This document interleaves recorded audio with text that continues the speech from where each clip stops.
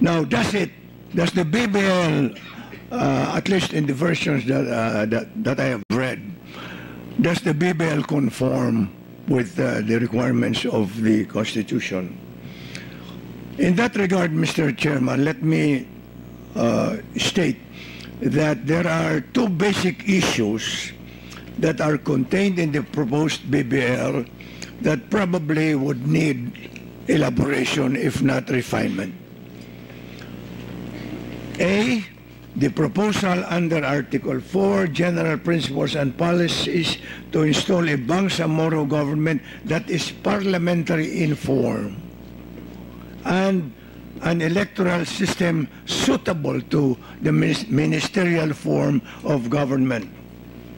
And B, the limitation of the reserve powers of the central government to the following areas: defense, external security, foreign policy, coinage and monetary policy, postal service, citizenship, naturalization, immigration, customs and tariff, common market and global trade, provided the power to enter into economic agreements given to the arm, and the Republic Act 1954 is hereby transferred to the Bangsamoro government as provided in Article 12, Section 25 of this basic law, and number 9, intellectual properties. Now, Mr. Chairman, on issue A, under the Constitution, the form of government that is ordained is presidential. That is found in Article 7 of our Constitution.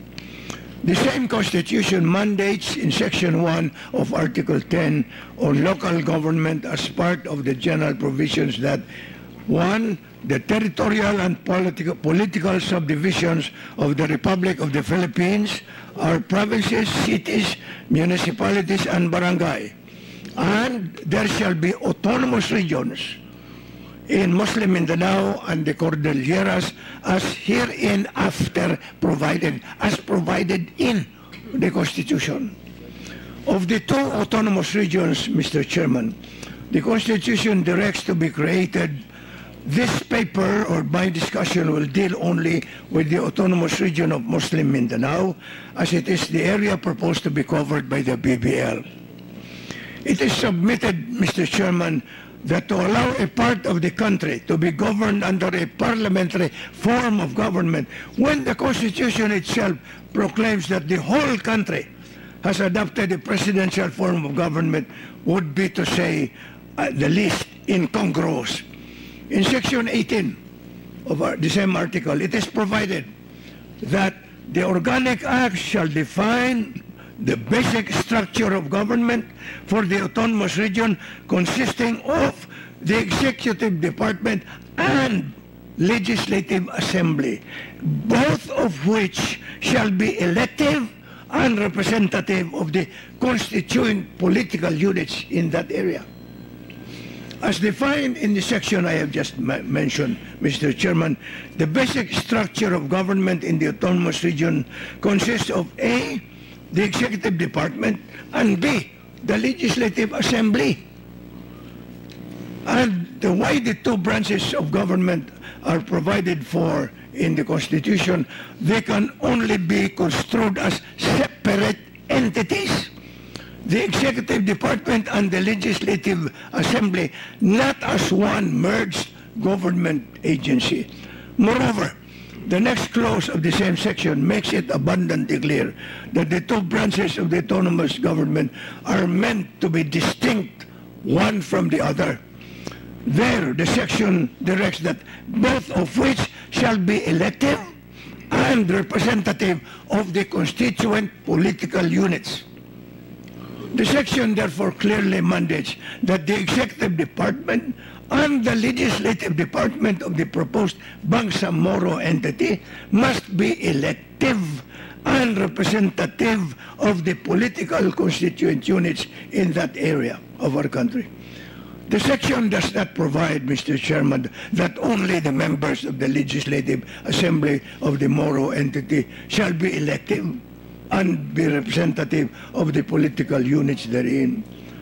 To emphasize, The section expressly provides that both the officials of the executive department and the legislative assembly shall be elective and representative of the political units embraced within the proposed territory of the Bangsamoro entity. The section does not ordain that only the members of the legislative assembly of the proposed Bangsamoro area would be elected, and they in turn will elect the officials of the executive department. That is how the mandate of Section 1 of Article 10 on local government on the creation of the autonomous region in Muslim Mindanao as hereinafter provided is spelled out. Hereinafter provided, meaning to say, as provided in the Constitution itself. In any event, the framers of the Constitution to install a presidential form of government, even in the Bangsamoro, appears obvious from the way the above-mentioned article and section are worded. Otherwise, if the intention was to allow a parliamentary form of government to be established in the Bangsamoro, among other things, the said article and section would have required that the election only of members of parliament would have to be done, and from the ranks the latter would elect the executive officials of the same area. It is thus submitted that the above quoted article and section of the Constitution validate the thrust of this commentary, that the autonomous region envisioned in the Constitution which the BBL intends to govern must follow the form of government of the fundamental law, and that is none other than the presidential form of government. To repeat, the National Charter intended to allow the installation of a parliamentary form of government in the autonomous region of Mindanao. Had that been intended, it would have worded the provisions pertaining thereto accordingly. But it did not. Furthermore, through no fault of the Muslim peoples, I would like to emphasize that, there does not seem to be any historical or cultural reason why the form of government sought to be established by the BBL should depart from what is now constitutionally mandated for the entire nation, the presidential form of government. The use of the phrase asymmetrical relationship by which the BBL purports to link the Bangsamoro entity to the national government actually underscores its incompatibility with the presidential form of government for the republic as mandated by the Constitution. But will the mere assertion of asymmetrical relationship suffice to justify the installation of a parliamentary form of government for the Bangsamoro in lieu of the presidential form? That might need not only a judicial determination to settle, but a constitutional amendment, Mr. Chairman. Hence, to save the BBL from constitutional challenges that might be successful, it might be better for the nation if the proposed Bangsamoro Basic Law is, as suggested by the President no less in one of his more recent pronouncements, this should be taken up as an integral part of the proposed revision of the Constitution to adopt the federal system of government into our country, or that the BBL should be amended accordingly. On issue B, what follows are the general impressions regarding the so-called powers reserved to the national government. The reservation of the 9 powers stated earlier is probably intended to enable the Bangsamoro entity to open the door for the assumption of certain powers that used to be exercised by the national government exclusively. Examples of these controversial provisions include: in Section 9 of Article 7 of the BBL, a Bangsamoro electoral code is adopted. Specifically, the code creates a Bangsamoro electoral office, which, in the words of the BBL, shall be a part of the Commission on Elections and which shall perform the functions of the Commission in the Bangsamoro. Whether or not the structure of the COMELEC or its basic functions as specified by the Constitution may be modified in such a manner poses questions that might need answering specifically in the proposed BBL law itself, Mr. Chairman. In Article 9 of the BBL, the Commission on Human Rights is also mentioned. It might be necessary to make sure that the powers of the Human Rights Commission, as envisioned in the Constitution, are not in any way decreased or lessened. The apprehension is heightened by the fact that the freedom of the press is not among the basic rights of the people, expressly granted to the people of the Bangsamoro. In this regard, the BBL categorically assures the people of the Bangsamoro is that they will enjoy freedom of speech, courtesy of Article 9 of Section 1D of the BBL. Freedom of speech, period. It does not include of the press. You see, Mr. Chairman, if we limit that article to the freedom of speech, what about the freedom of the people there to run their presses so that they can express their intention more fully? And so probably the framers of the BBL assume that the freedom of speech includes the freedom of speech. But in any case, to remove any doubts about it, it is suggested that the wording of Section 4, Article 3 of the Bill of Rights of the Constitution of the Republic should be replicated in the BBL.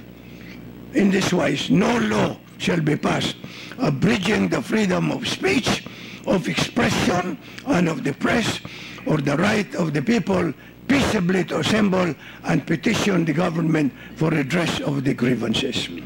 Now, these are fundamental freedoms guaranteed to the people in the Republic by the Constitution that should also be enjoyed by the people in the Bangsamoro. Number 3, Mr. Chairman, in the settlement of disputes in the Bangsamoro entity, it would probably be best to spell out that when the controversies involve Muslim versus Muslim, the Sharia law should apply. But when the litigations involve Muslims versus Christians, I'm talking about inside the territory of Bangsamoro. Muslim versus Christian, Muslim versus Lumad, Lumad versus Lumad, Christian versus Lumad, or vice versa, national law should apply. More particularly, it is recommended that decisions on petitions for the declaration of absence or death or for the change of names should not be considered final as provided by the BBL upon their being passed by the Sharia courts. I think it is better that the finality of these decisions should be passed upon by the Court of Appeals, where representatives of the Muslim justices should also be a part of our Court of Appeals and the whole judicial setup for that matter. As a matter of fact, if our Muslim people will remember, it was, I hate to yabang na ito, but I was the one who proposed that Justice Biden be made the first member of the Supreme Court, because I believe that the thinking of the Muslim people must also be present in the way our justice is meted out in this country. And so, on the free and public education guaranteed by the BBL, there might also be a need, Mr. Chairman, for the fact that the basic curriculum followed by the schools throughout the nation should also be included in the Bangsamoro, subject to additional, subjects that the Bangsamoro people believe should be embodied in the curriculum of their schools. Because if you alter the curriculum in the applicable to the Bangsamoro children, supposing a family from the Bangsamoro wishes to transfer from the Bangsamoro, let us say, to the Cordilleras, their children at grade 2 would find difficulty entering grade 2 also in the Cordilleras if the basic curriculum is different. And that is why I am appealing that, of course, the culture and tradition of our Muslim people must be fully respected. If we want to have peace in this country, Mr. Chairman, we must have respect in totality for the basic culture and tradition of our Muslim people, except for some, you might say, provisions that might contradict the requirement for the respect for the human rights of others. For example, in the Middle East, from which the Sharia is basically copied and brought to our nation. In the Middle East, Mr. Chairman, if you are a woman and you are impregnated by a man who is not your husband, then you are stoned to death. Hindi naman po pwede siguro na tanggapin natin yan because that would be cruel and unusual punishment under our Constitution. And then another example is that if you are a thief in the Middle East, pinaputulan ka ng kamay. Can you imagine so many people, you know, walking around Congress walang kamay? But that is just a joke, but I did not intend it to be taken seriously. But the fact is that there is certain practice in the Sharia that cannot just be adopted. And I'd like to say that in this connection, Mr. Chairman, I have spoken with practically all the known Muslim rebel leaders in this country, from Nur Miswari to Haji Murad when he was,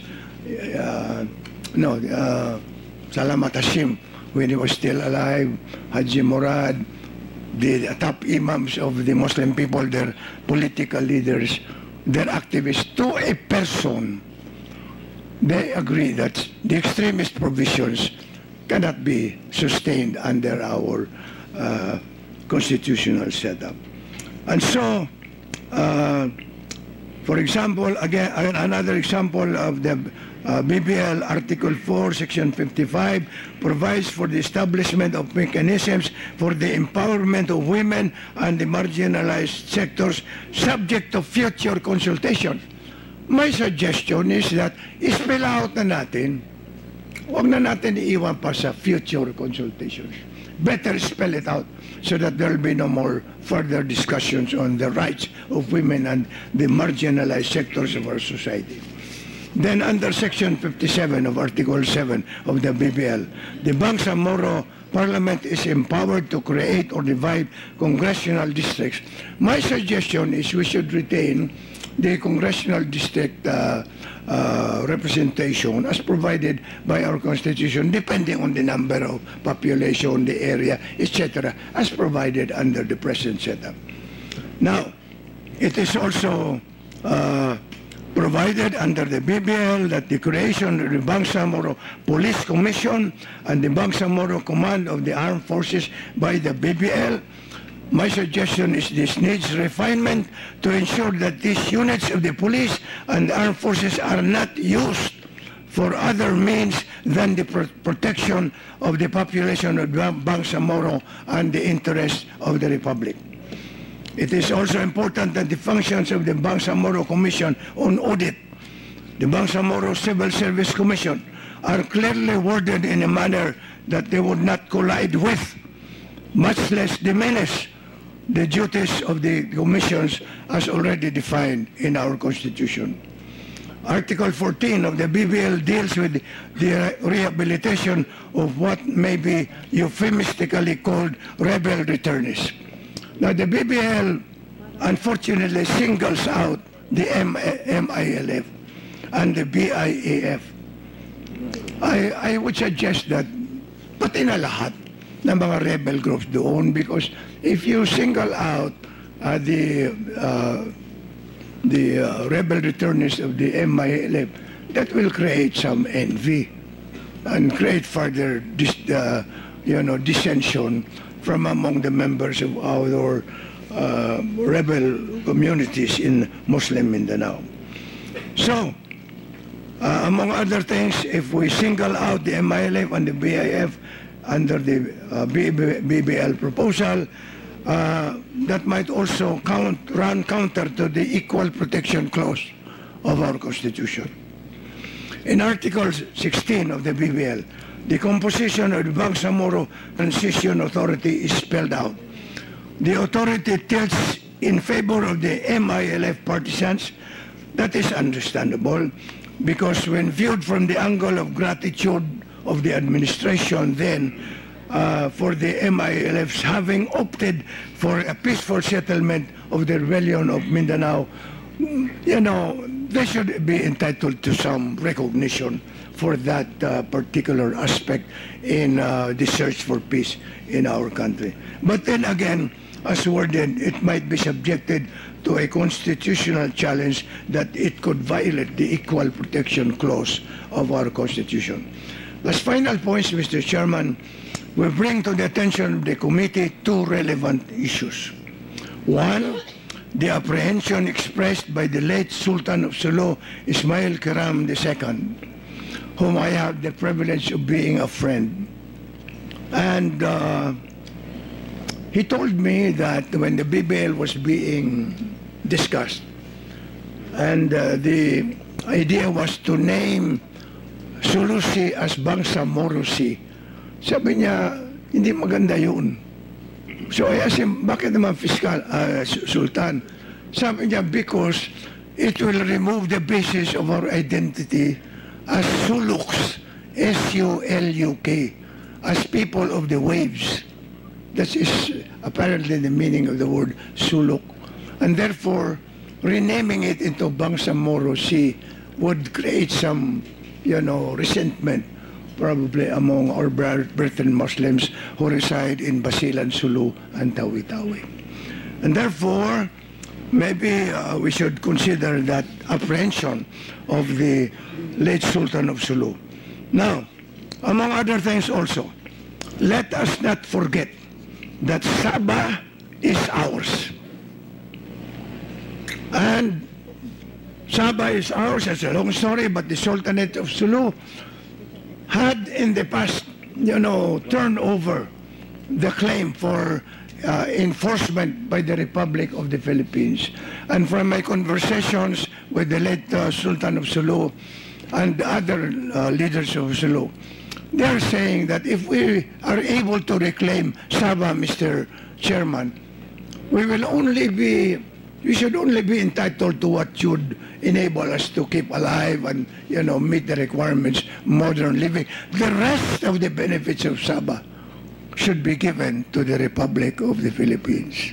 And I do believe that we should push for you know, the inclusion of Sabah when we speak of the national territory of the Republic of the Philippines. Some members of the House of Representatives have already spoken out against the inclusion of Sabah on the ground that it might unduly prolong the implementation of the BBL. Maybe they're right, but the Sabah claim is well documented, and the sooner it is tackled by the government, the better it will be for the nation. And probably, Mr. Chairman, it is also best that even as the discussion in this particular forum is focused on the BBL, our people should not forget that when we talk of the BBL that applies to the Republic of the Philippines, we are not talking only of Luzon, Visayas, and Mindanao. We would like to emphasize that Scarborough is ours, that the Calayan Shoals are ours, that the Benham Rise is likewise within our exclusive economic zone as defined by the UNCLOS. Mr. Chairman, I am already speaking too much, Mr. President. Salamat po for this opportunity. Thank you very much. Thank you very much, former Senator and Senate President Nene Pimentel. Thank you very much for your insightful information and points. Later, we can ask members of the BTC to answer point by point the issues raised by the good senator. But maybe if I beg the indulgence of the budget and finance officials, because they're equally important, but I'd like to just ask the head of the National Security Council, my Mr. si General Jun Esperon, to give his opening statements, and then we will move towards the finance and budget departments. So, General Esperon, you are now recognized. Thank you, sir. Thank you, Mr. Chairman. Before I recognize you, sir, I'd just like to recognize our minority floor leader. I almost forgot, Senator Frank Drilon, and together with fellow seatmate JV Ejercito. And we also have with us Congresswoman Sahali of Tawi-Tawi, Chair of the Peace and Reconciliation Committee. We also have with us, I believe, Party List Kusog Tausug Sharinitan is here with us. And I believe also Deputy Speaker for ARM by Sandra Sema is also within the building. Will join us in a bit. Sorry, my apologies, General Secretary. You're not recognized. Thank you, Mr. Chairman, and other members of this August committee, esteemed resource speakers and fellow workers in government. I speak as a former soldier who worked in 12 assignments in Mindanao. I started as a platoon leader in Basilan, company commander in Sulu, battalion commander in Agusan Norte, and I was also the U2, or the intelligence chief of the Southern Command. It was in that position that I learned and saw more of what is and what was in Mindanao. I went on to become the brigade commander in Cotabato during the offensives, the all-out offensives in 2001. But I was, after that, I was transferred to Basilan as an offshoot of the Dos Palmas kidnappings. Of course, after I left Mindanao as J3, or the Chief of Operations of the Armed Forces, and later as Commander of the Army, I always worked for what I believe was good for Mindanao. And as former Chief of Staff, I remember that my first act was then to split Southcom, the Southern Command, into two: the Eastern Mindanao Command and the Western Mindanao Command, if only to better address the problems and the situation and the problems in Mindanao. I think the splitting of Southern Command today bears so much on what we are working on. I now make my inputs to this hearing as a former presidential advisor on the peace process, where I remember that the MOA Memorandum of Agreement on the ancestral domain was a big subject in the Supreme Court. The MOA AD was judged to be declared unconstitutional in some parts. Of course, I make my statements today as the National Security Advisor. There are several positive national security implications for the Filipino people if our legislators address and immediately pass the Bangsamoro Basic Law. The threat of violent extremism and radicalization looms even larger if its socioeconomic, political, and cultural drivers are not addressed. In Mindanao, a complex mix of grievances resulting from diminution of ancestral homelands, poverty and underdevelopment, marginalization, and poor governance are the top priorities that need to be addressed. The passage of the BBL is arguably the most effective legislative response to these grievances. The BBL would allow the peaceful transition of the MILF from an armed group to a legitimate political actor or actors competing in fair and free elections where their rights and aspirations are pursued solely through democratic means. Second, an establishment of a more representative and responsive autonomous government and the continuation of development initiatives that address the widespread poverty and delivery of basic government services.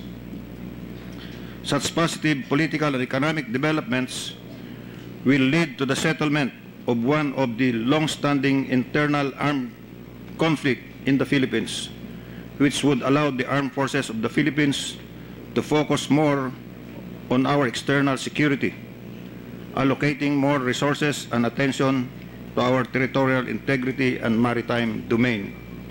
Such positive developments can help curb the spread of extremism in Mindanao, and the Bangsamoro government would be able to assist moderate Islamic leaders in countering the ideology of radicalism. May I repeat that I did not recite to you a litany of my assignments in Mindanao.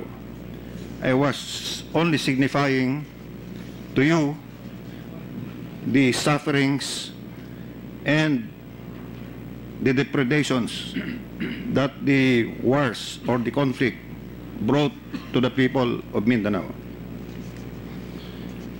Failure to pass the BBL would result in the exact opposite, a grimmer picture that is already taking form because of continuous delay, and the Moro people are beginning to lose faith in the peace process. The Bangsamoro Basic Law has earned the support of the international community for providing a peaceful model for Islamic movement to find redress. However, recent developments such as the 2016 Davao bombings and the 2017 Marawi siege are indicators of growing discontent among members of the Moro community that are pushing them back to resort to violence to achieve their objectives.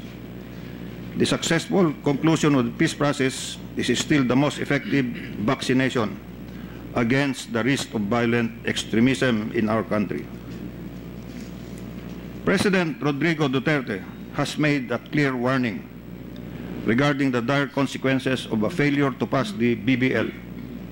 Academics, security practitioners, and the proponents of the BBL agree that one of the most pronounced threats is that of Muslim communities turning away from the peace process and providing dangerous opportunities for recruitment by violent extremist groups and the propagation of more radical views, especially among the youth and the vulnerable sectors of society in Mindanao. In that scenario, the possibility of war in Mindanao, as we have seen it, that President Duterte is warning about, is not that far off. Mr. Chairman, esteemed members of the Senate, I hereby submit to the committee our comments and recommendations, 10 recommendations on the different articles of the proposed BBL. But most prominently, may I take the position that we should not we should not create a command that will be under the control of the autonomous region. Splitting Southern Command into two, Eastern and Western Mindanao, has addressed the problem. Meaning, Eastern Command takes care of the eastern part of Mindanao. The Western Command takes care of the conflict areas of the island provinces, as well as the mainland part of Lanao, Maguindanao, and all the other provinces, and Zamboanga. In this kind of structure, I believe that the armed forces would be better able to serve the purposes of defense and security without becoming a potential instrument of the leaders or of personalities in an area for their own interests. I believe that the Eastern Mindanao Command and the Western Mindanao Command, especially the Western Mindanao Command, which now operates in areas wider than the proposed BBL, are enough and sufficient. And if there need be, we can create other forces or other task groups in the likes of Joint Task Force Zamboanga, Joint Task Force Iligan, Joint Task Force Pagadian, etc. We could be more flexible in that kind of setup. As I submit these comments in the proposed BBL, may I say to the honorable members of the Senate, may I recall to the Senate Middle Eastern parable, saying that Alexander the Great discovered that in a nation whose people are happy and satisfied, the currency are kindness and fairness. And kindness and fairness brought about peace to the land. For all of us in this hall, may your compassion and understanding with kindness and compassion shower on our Bangsamoro brothers and sisters who have endured more than many of us could bear. Thank you and good day. Thank you, General Secretary. We'd like to ask the Secretariat to please get the documents from the Honorable Secretary. Secretary, we feel you. Yesterday we had a group of soldiers here that we honored who were part of the group that liberated Marawi from extremism. And, you know, what better way to honor these men and women who gave up their lives for peace than to come up with a long-term political solution for peace. I believe that is the best gift that we can give all our soldiers and men and women of the armed forces and PNP. And of course to the MILF and MNLF who also seek long-term peace in their land. Before we go on to Secretary Jokno, maybe with the permission of Secretary Jokno, we invited Secretary Lorenzana to be with us today. Unfortunately, the DND Secretary is in Davao. There was a command conference, and and that's why General Guerrero could not make it here today. Even the Chief PNP is in Davao, as they were called for a General Command Conference. But we have with us Undersecretary Llano. I believe Undersecretary Llano was sent by the Secretary. Do you have a prepared statement, Secretary, Undersecretary, for our Defense Department? Thank you, Mr. Chairman. On behalf of my Secretary, Secretary Delphine Lorenzana, the Department of National Defense fully supports the passage of the BBL, subject to some refinements as discussed earlier by the earlier speakers. And only one comment on the Bangsamoro Military Command. We would like to suggest that the Bangsamoro Military Command should be rewarded in such a way that the military command should be spelled in small letters, meaning the armed forces has the choice of what to name in that for that military command, because the capital letters talks about proper noun, wherein the armed forces has no choice, but the military command there should be named as Bangsamoro Military Command. It should be small letters. That's my suggestion. That's the suggestion of the Department of National Defense, Your Honor. Thank you. And I believe there was a cabinet meeting two weeks ago wherein the discussion also focused on the police, the Regional Police Commission together with the Military Command. So there are issues coming from the Executive Department on these particular topics, which we will discuss lengthily after all the opening statements will be given. Now we'd like to recognize, of course, budgeting is important here. We are going to create a new entity with the Bangsamoro people, and definitely budgeting is front and center in this. And I believe Secretary Jokno has a lot of inputs on the proposed measure, and we'd like to recognize the Honorable Secretary Benjamin Jokno. Sir. Thank you, Mr. Chairman and members of the Committee on Local Government. Well, first of all, we would like to say that we fully support the BBL, okay, as presented here. But I will limit my comments on issues of financing. As you know, financing, I keep saying this, follows the expenditure plan. And that plan depends on the size of the territorial jurisdiction of the Bangsamoro regional government. So it depends on whether it will be 4 provinces, 6, 8, 10 provinces. So it will depend on the size of the territorial jurisdiction of the Bangsamoro regional government. Now, we also recommend, jointly with Congress, of course, that DBM and the Department of Finance determine a reasonable, sustainable, and affordable block grant and the total SDF. Okay.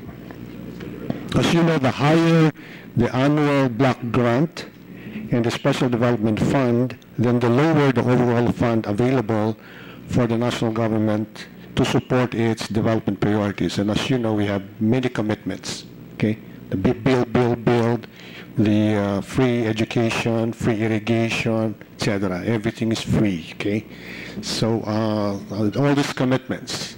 So it is also suggested that we revisit the provision on the separation pay and retirement benefits of employees of the existing ARMM, because under the present proposal, they're supposed to receive 3 months for every year of service. Okay, you know, there is a bill pending in Congress right now on the right sizing of the government, and we have a proposal there on the appropriate separation packages of those who will be who will choose to be separated from the service. And I think for consistency, we follow the proposal. Okay, for consistency. And then, among others, that the creation of offices be organized in accordance with the standards and guidelines being adopted by DBM and maybe the Civil Service Commission. So, for example, when you allocate teaching positions, there should be, let's say, 4 teachers for every 1 administrative staff, things like that. Okay, we have adopted that also for the health services sector, etc. So just to be consistent, so that we do not create a government which is unreasonably staffed with lower level positions. All right. So that's all I can say, Mr. Chairman. Thank you very much. Do you have any proposals, Secretary, on the block voting? Because 6% is a substantial amount. Block grant, sorry, block voting. My apologies. Block grant, Secretary, because 6% is a substantial amount. 6% is, as I said, it depends on the size of the regional government. If it's 4 provinces, that's probably too big, right? But if it could be 6 or 7 or 8, depends. Okay. So we will sit down with you and form a technical working group so we can refine this provision. I have here a set of voluminous suggestions, and I will leave it to you. And this is just to improve the present bill as presented. Thank you very much. Thank you. Yes, I would like to recognize the Mother Committee Chair, Senator Sani Angara, who graciously shared the sponsoring of this bill with his colleagues in the committee. But thank you, Secretary Jokno. Maybe the next question I would like to ask is addressed to the Department of Finance, because this is on revenue sharing. Expenditures given by the DBM, but on revenue sharing, it's on the hands of the Department of Finance. We'd like to recognize Yusek Agabin of the Department of Finance, particularly if you can talk about the issues on revenue sharing, because they have a proposal of 25% national government, 75% retained by the Bangsamoro entity, etc., etc. Could you comment, please? Good morning, Mr. Chair. Thank you for giving us an opportunity to present our side.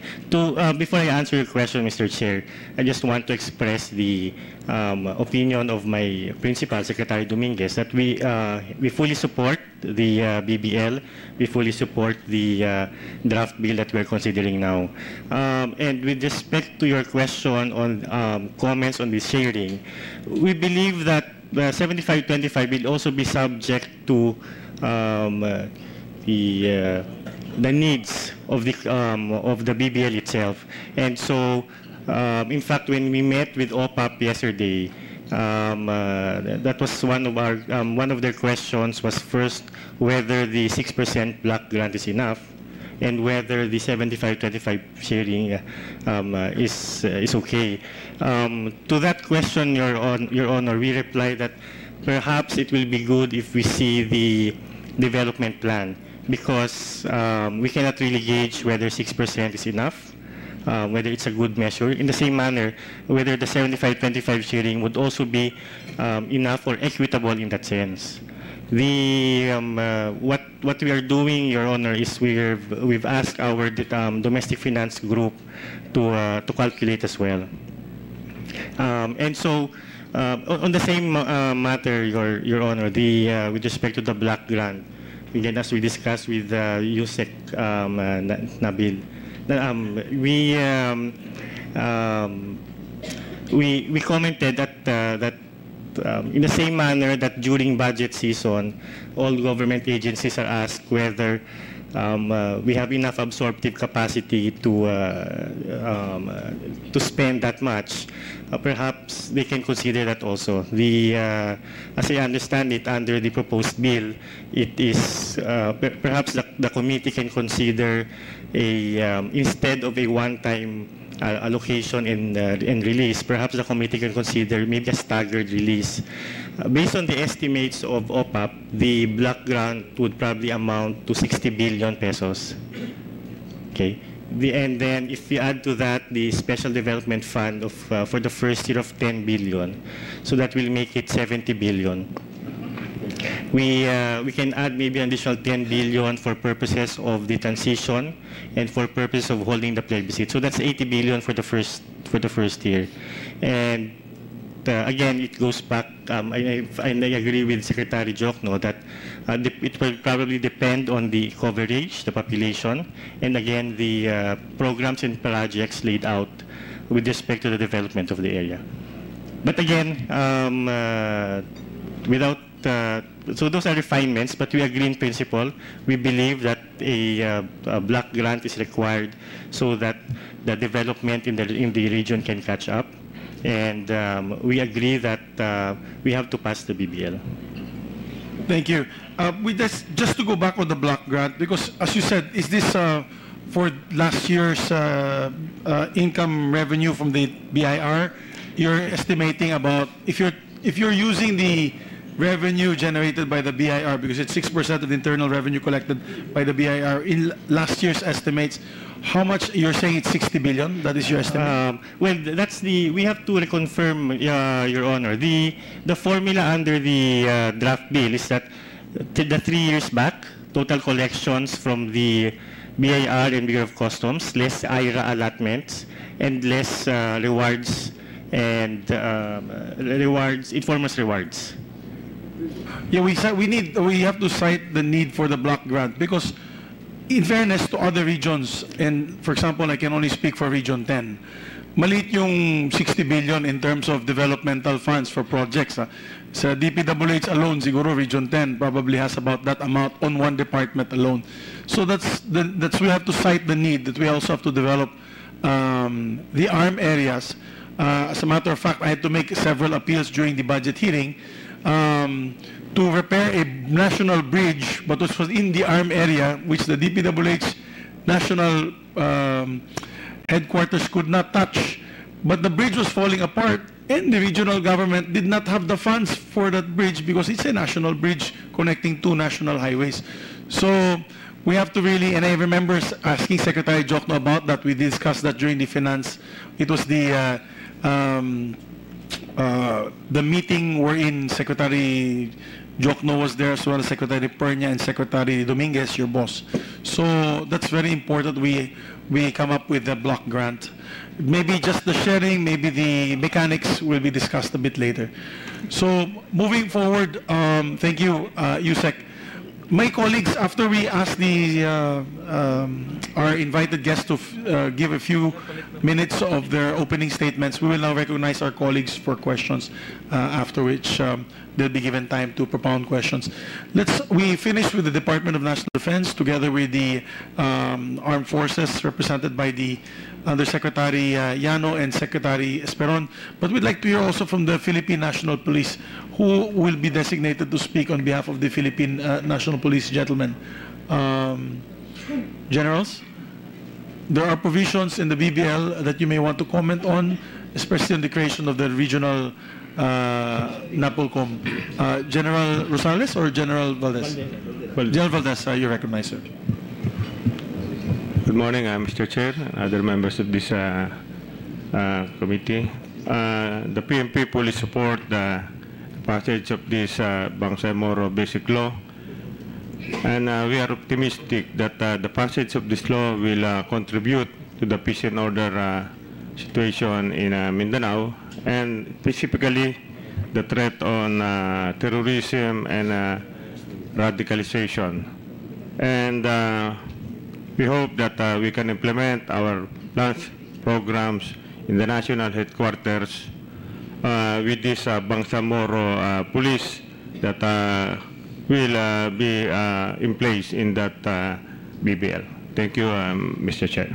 Thank you, General. We anticipate that your group will be part of the technical working group later on. Please give your inputs on the measure and possible amendments so that we can clear the air when it comes to the creation of this entity, the police entity in the Bangsamoro region. We'd now like to go back to the peace with the peace panel. We'd like to recognize Yusek Nabiltan was with us earlier on December 20. Sir, do you have a statement to give on these particular issues, particularly on the new BTC bill that we had filed as a working draft? Just very short, sir. The present BTC version is an improvement, much improvement from the former or the previous 2014 Bangsamoro Basic Law, pursuant to the directive of the President that he wants a BBL that is constitutionally and legally tenable. And so I view the provisions of the agreement. In fact, we did many vetting and updating with the different executive departments. The latest was the Department of Finance and Police. DND was the first, together with all officials from Secretary Lorenzane down. And we tried to explain some of the provisions which may seem to be unconstitutional, together with the BTC Commissioner here on my right, former Yusek Lorena of OPAP, now Commissioner of the BTC, to address these issues. And they have, I guess, satisfactorily or made a very big improvement compared to the previous BBL on COA, on audit. It's even stricter. We don't have an internal audit, but they did include a provision. We now focus on post-audit, so that the region, even before they spend the funds, already did some betting on the legality of the expenditures. And we also agree with you on the block grants. It should be, and the recommendation of DBM and Finance, in accordance with the size of the region that will vote to opt for inclusion. On the policing, it was explained to us by the BTC commissioners that policing will remain with the Philippine National Police, consistent with our Constitution, that there shall be only one national police force, civilian in character and national in scope. And on the other issues raised by the Honorable, my idol here, former Senate President Nene Pimentel, I'd like the BTC to share their thoughts, especially on the cited provisions. And on these electoral reforms, election code, they said that it's needed because we are adopting a parliamentary form in the region, which they think to them is constitutional. It's not provided in our. It's part of the electoral reforms and part of the real sharing of real powers. And they also did this compartmentalizing matrix of showing which is the shared or concurrent powers, which is the exclusive powers, and which is the those powers that will be retained by the government, the national government. The military command is just a wording because it exists. under existing law.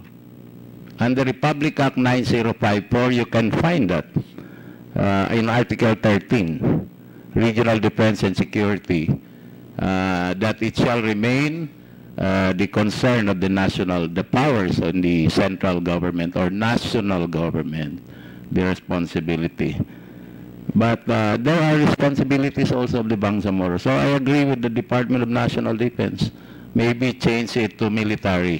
But the previous 9054 was not implemented because I asked some high officials of the military, it's hard to implement that provision found in the existing law, Republic Act 9054, which was preceded by an executive order issued by then President Gloria Arroyo. I was then also part of the autonomous region, so I was still asking them. And I guess I should agree with Secretary Esperon that this is the effective vaccine against violent extremism, because we will fall into the narratives of the extremists if government is not able to honor peace agreements. They're using this not to trust government anymore. They don't know how to respect peace agreements. And so the present OPAP, and upon the directive of the President, to come out with an inclusive BBL that respects the rights of all, including the Lumas, indigenous people, and even the settlers or the Christian. So the use of the word Bangsamoro, it's fused, so that you will not confuse that with the separated two words, Bangsa and Moro, Moro nation, nation of Moros. That's why it's fused. They identify that as identity, as the regional government name, and as the region. So I guess there has been much improvement. We did also consultations in Congress with all the deputy speakers of the House in way back September or November, and we also briefed them together with the BTC, their legislative staff chief, the same way that we did with the Senate.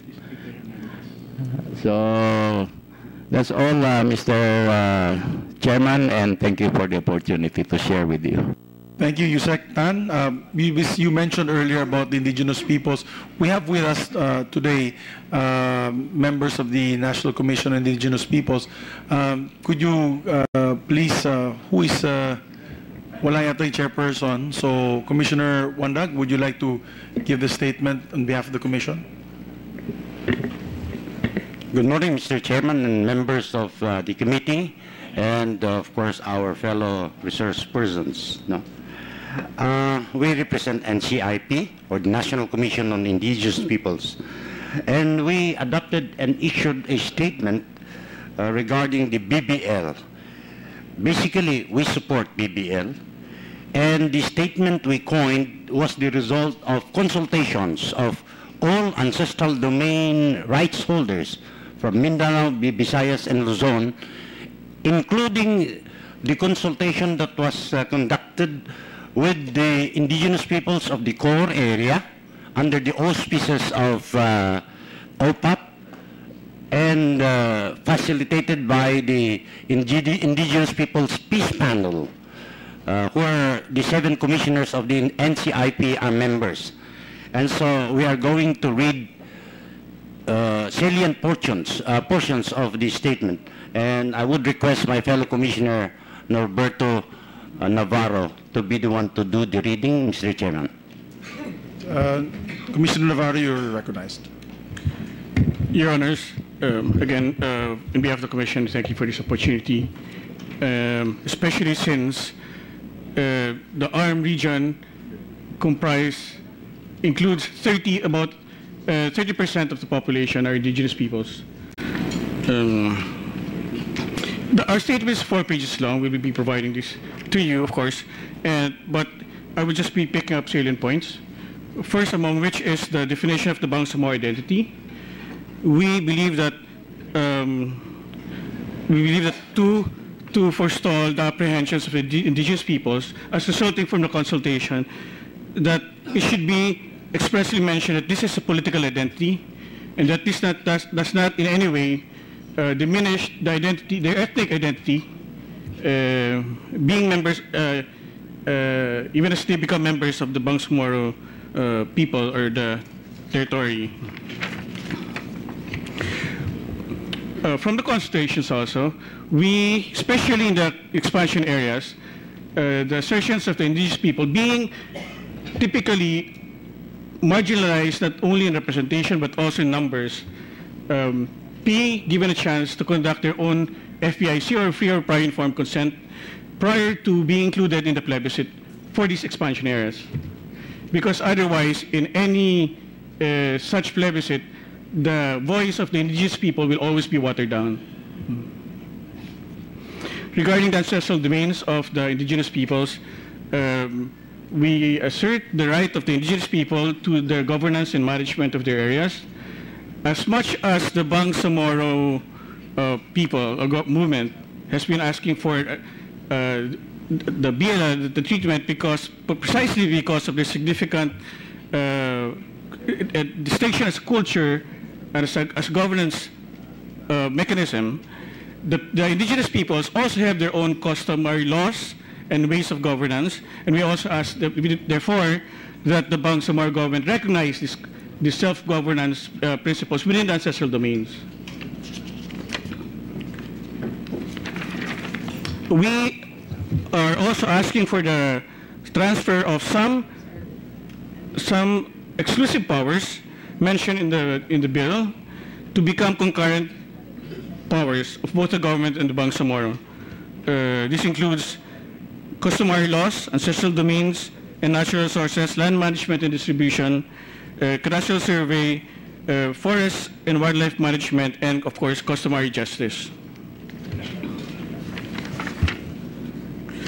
We are also proposing the creation of an independent commission for Moro and non-Moro indigenous peoples. Before I continue that, I forgot to mention that the bill only mentions non-Moro indigenous peoples. It is the assertion of indigenous peoples that there are Moro indigenous peoples, and that the bill should not only pertain to indigenous peoples when they are only non-Moros. And thus, the proposal for an independent commission for Moro and non-Moro indigenous peoples. It is suggested that the commission be created within the law and not prospective, as was the experience in the armed law, for instance, where it was provided that it will be created, did not come into fruition. Similarly, while the Independent Commission for Moro and non-Moro indigenous people have not established the measures for the promotion and protection of rights of indigenous peoples, as provided in Section 9, Article 9, Section 4, that a transitory commission under the Office of the President shall operate until such time that the Independent Commission on Moro and non-Moro indigenous peoples have created the measures mentioned in Section 4, Article 9. Regarding cultural integrity, the indigenous peoples assert that again, that there should be recognition of their customary ways and laws, such that their own sense of justice system, tribal justice system, should govern within their ancestral domains. That is a summary of our position. The more detailed ones we will be providing the committee, of course. Thank you, Commissioner. We need the more detailed proposals by the NCIP submitted to our committee for the technical working group, and also, of course, you will be part of the technical working group, the organization. We'd like to recognize quickly also the National Commission for, the Commission for Muslim Filipinos, National Commission for Muslim Filipinos, our OIC. Sir, Executive Director, please give your statement.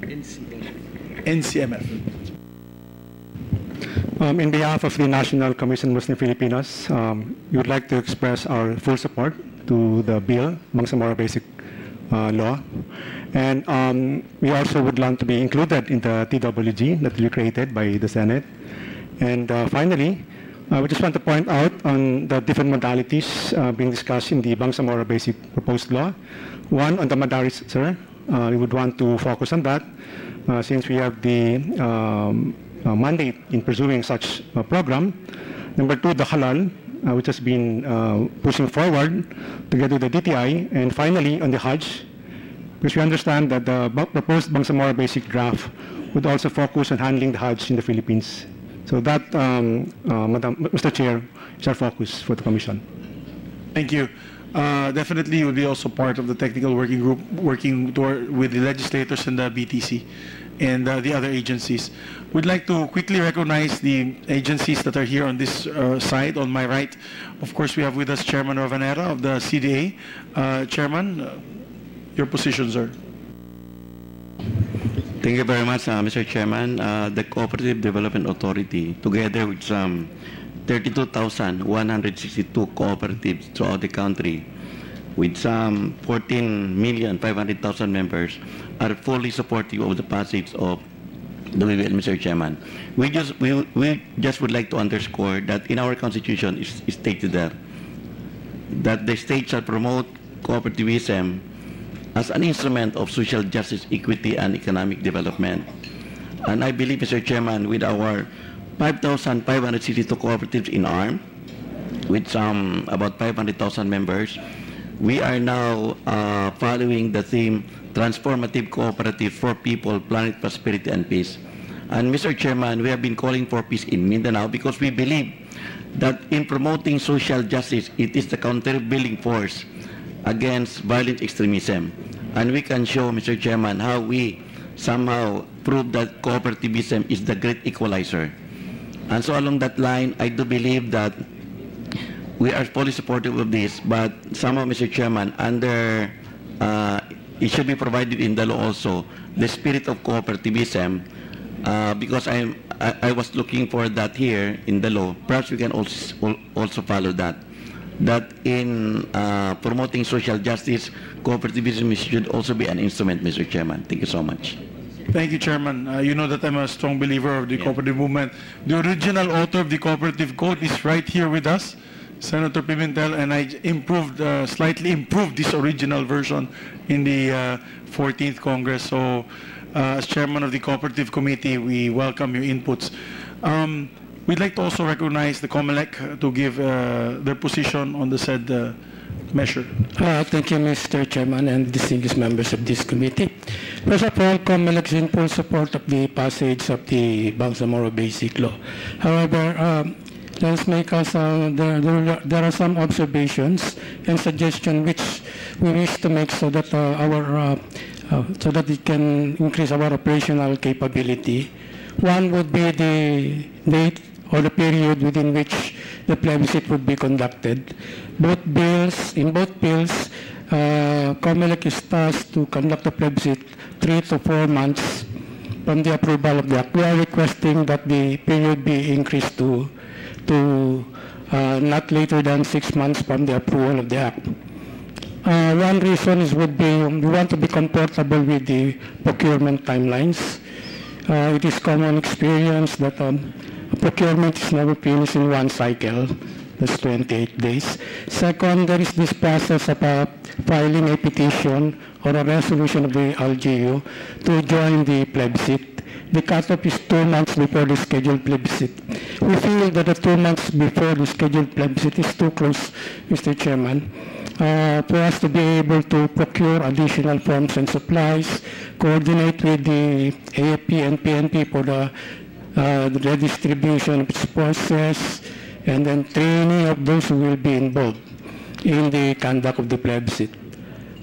Second, it is not clear in both bills the process of filing a petition for inclusion in the plebiscite or the resolution. What is the role of COMELEC in the filing of the petition or the resolution of the local government? Will it stop upon the resolution of the local government so that COMELEC will now include that local government if they comply with the requirement? Or where will the petition of the registered voters be filed? Will it be acted by the LGU or will it be acted by the COMELEC? Second, we want the committee to consider the case of Cabanatuan City in relation to the areas that will be affected. In Cabanatuan City, this is a case of a declaration of highly urbanized city. Before, the registered voters of the city are the ones voting for the plebiscite to ratify the conversion into a highly urbanized city. But in the case of Cabanatuan City, there was a recent Supreme Court case saying that it's not only the city that should vote, but the entire province. It might have an effect in the current proposal. So, sir, bago nga lang yung sa Cabanatuan City.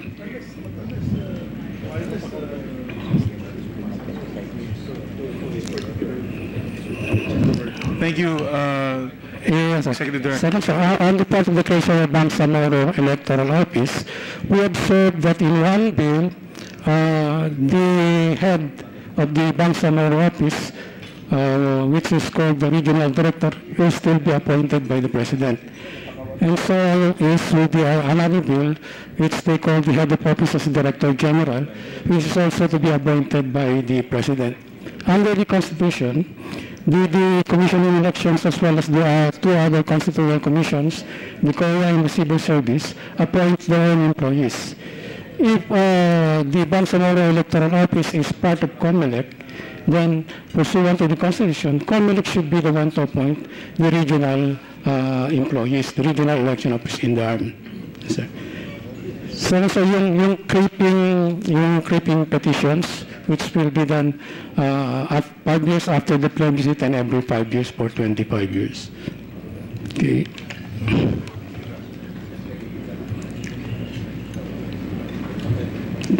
We also want to be clarified on who will enact the Bangsamoro Electoral Code.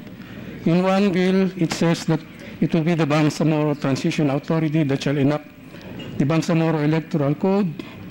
And then in another paragraph, it says that it shall be part of the code and it shall be enacted by the Parliament. So we want that to be clear on which body will be the one to enact the Bangsamoro election law. Deputy Executive Director, make sure that we focus only on the working draft, which is the BTC version. ED. Siguro, could you finalize those points with the COMELEC to give us an official position on these particular issues as soon as possible, because we have timelines and we'd like to meet our March deadline. So please give us within the soonest possible time. Yes, sir. The Commission will meet on the 25 en banc meeting. So I think it's one in the agenda for the 25 en banc meeting. Thank you very much, Deputy Executive Director Sino Cruz. We have with us also the Civil Service Commission. And we did, again, no indulgence of my colleagues, we'll just quickly wrap up the different government agencies. Then we can go into the questions posed by our colleagues. Attorney Ronquillo, you're now recognized. Yes, Mr. Chair. Good morning, and thank you very much for inviting us in this hearing. Well, first of all, the Civil Service Commission fully supports the BBL. However, we have some suggestions for refinements just to ensure that the BBL will not go beyond the provisions of the Constitution on civil service matters. First point, Mr. Chair, the BBL contains a provision that gives the Bangsamoro government the same powers as the Central Civil Service Commission, but subject only to the qualification that it is without prejudice to the power, authority, and duty of the Civil Service Commission. We believe, Your Honor, that that phrase is vague and will later run afoul with the provisions of the Constitution if not clarified. There is only one Civil Service Commission under the Constitution, and that Civil Service Commission is the one in charge of administering civil service in the entire country. So to give the same powers to a certain regional government may duplicate that function and may even go beyond the provision of that Constitution. Our suggestion, therefore, Mr. Chair, is that instead of just saying that this is without prejudice to the power, authority, and duty of the Civil Service Commission, we believe that the Civil Service Office in the Bangsamoro Regional Government should be specifically declared as under the control and supervision of the National Civil Service Commission. Now, second point, on the qualifications of commissioners, there is also a provision here saying that there should be one representative of Bangsamoro government in each constitutional bodies, and that includes the Civil Service Commission. We are respectfully expressing our reservation on that provision because the qualifications of chairman or chairperson and commissioners of the Civil Service Commission are also enumerated in the Constitution itself. And apparently, to require that a member of the commission must be one that should come from a certain region is an additional qualification, which is not in the Constitution. So we propose, Your Honor, that we stick to what is provided for in the Constitution insofar as the qualifications of the members of the Commission are concerned. And finally, on the separation of the affected employees, because if the BBL becomes a law, apparently the present employees in the ARMM will be affected. We are proposing, Mr. Chair, that instead of having a separate provisions on how the present employees will be affected, we have to apply the present law on reorganization that protects the security of tenure of incumbent employees, especially those who are holding career positions. The hiring as well as the separation of employees of agencies which are affected by any reorganization is already protected by that law, the RA 6656. And we believe that is the same law that should govern the hiring and separation of people of the present employees of the ARMM, so that it will appear that the hiring and firing will not be politically motivated, Mr. Chair. That's all, Mr. Chair. Thank you very much. Thank you for your inputs. Again, we'd like to ask the Civil Service Commission to give us point by point the recommendations on the BTC version so that we can study this further during our technical working groups. Mr. Chair. Yes, Attorney? Mr. Chair, for the record, we have already submitted our position paper. And if you can participate to make sure that your voice is heard during the technical working group. Yes, Mr. Thank you. Chair. And we have with us, before we recognize the BTC, to answer point by point what our dear former Senate President had mentioned about constitutionality and other government agencies that are here on this particular, the issues on the particular segments or sections of the BTC version. We'd like to first finish off our political officers that are here. We have, of course, Attorney Francis Tolentino. He's the Presidential Advisor on Political Affairs. Sir, would you like to comment on BBL? And of course, we'd like to recognize after Attorney Rico Judge Echeverry, ASEC for the DILG for Political Affairs. Attorney Francis? Thank you, Your Honor. Distinguished members of this body. I am, like you, I am an optimistic student of history. In 1936, Commonwealth Act 75 was passed, creating the Office of the Commission on Muslim and Sulu. 3 years before that, Catalonia was given autonomy in Spain. Several decades passed, and look at Catalonia now. It has just 16% of the population of Spain, but contributes to 20% of the GDP of Spain, $263 billion. Muslim Mindanao has far more resources than Catalonia.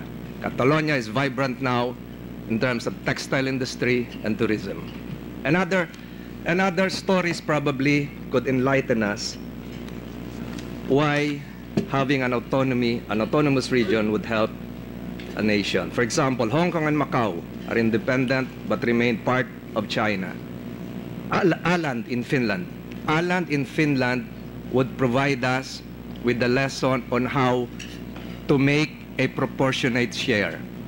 Initially, they gave 0.45% a share to Åland in Finland. Northern Ireland in the United Kingdom, South Tyrol in Italy, among others. Even Spain has 17 autonomous communities, peaceful and progressive, contributing to the progress of Spain, among others. With this kind of assurance, I think it's about time that we pass the BBL. Hindi lang naman po dito sa atin kailangan. Marami na hong lessons. Bougainville in Papua New Guinea, among others. After their peace talks in 2001, they were granted autonomy within Papua New Guinea. And a lot of other lessons in history. Iraq has Kurdistan, Tibet. In China, China has Guangxi, Zhuang, Mongol, among others. Subject to the constitutional refinements proposed by Senator Pimentel, I think we can also learn from the lessons of one great legal scholar. A state is composed of 3 items: population, people, laws, and territory. People can change. This generation will be changed by another generation. Laws can be changed, but the territory should remain intact. And subject to the additional refinements mentioned a while ago by Senator Pimentel, I think the whole BBL package can help. We support the passage of BBL. Thank you. Thank you, Attorney Tolentino. We'd like to recognize quickly for the DILG,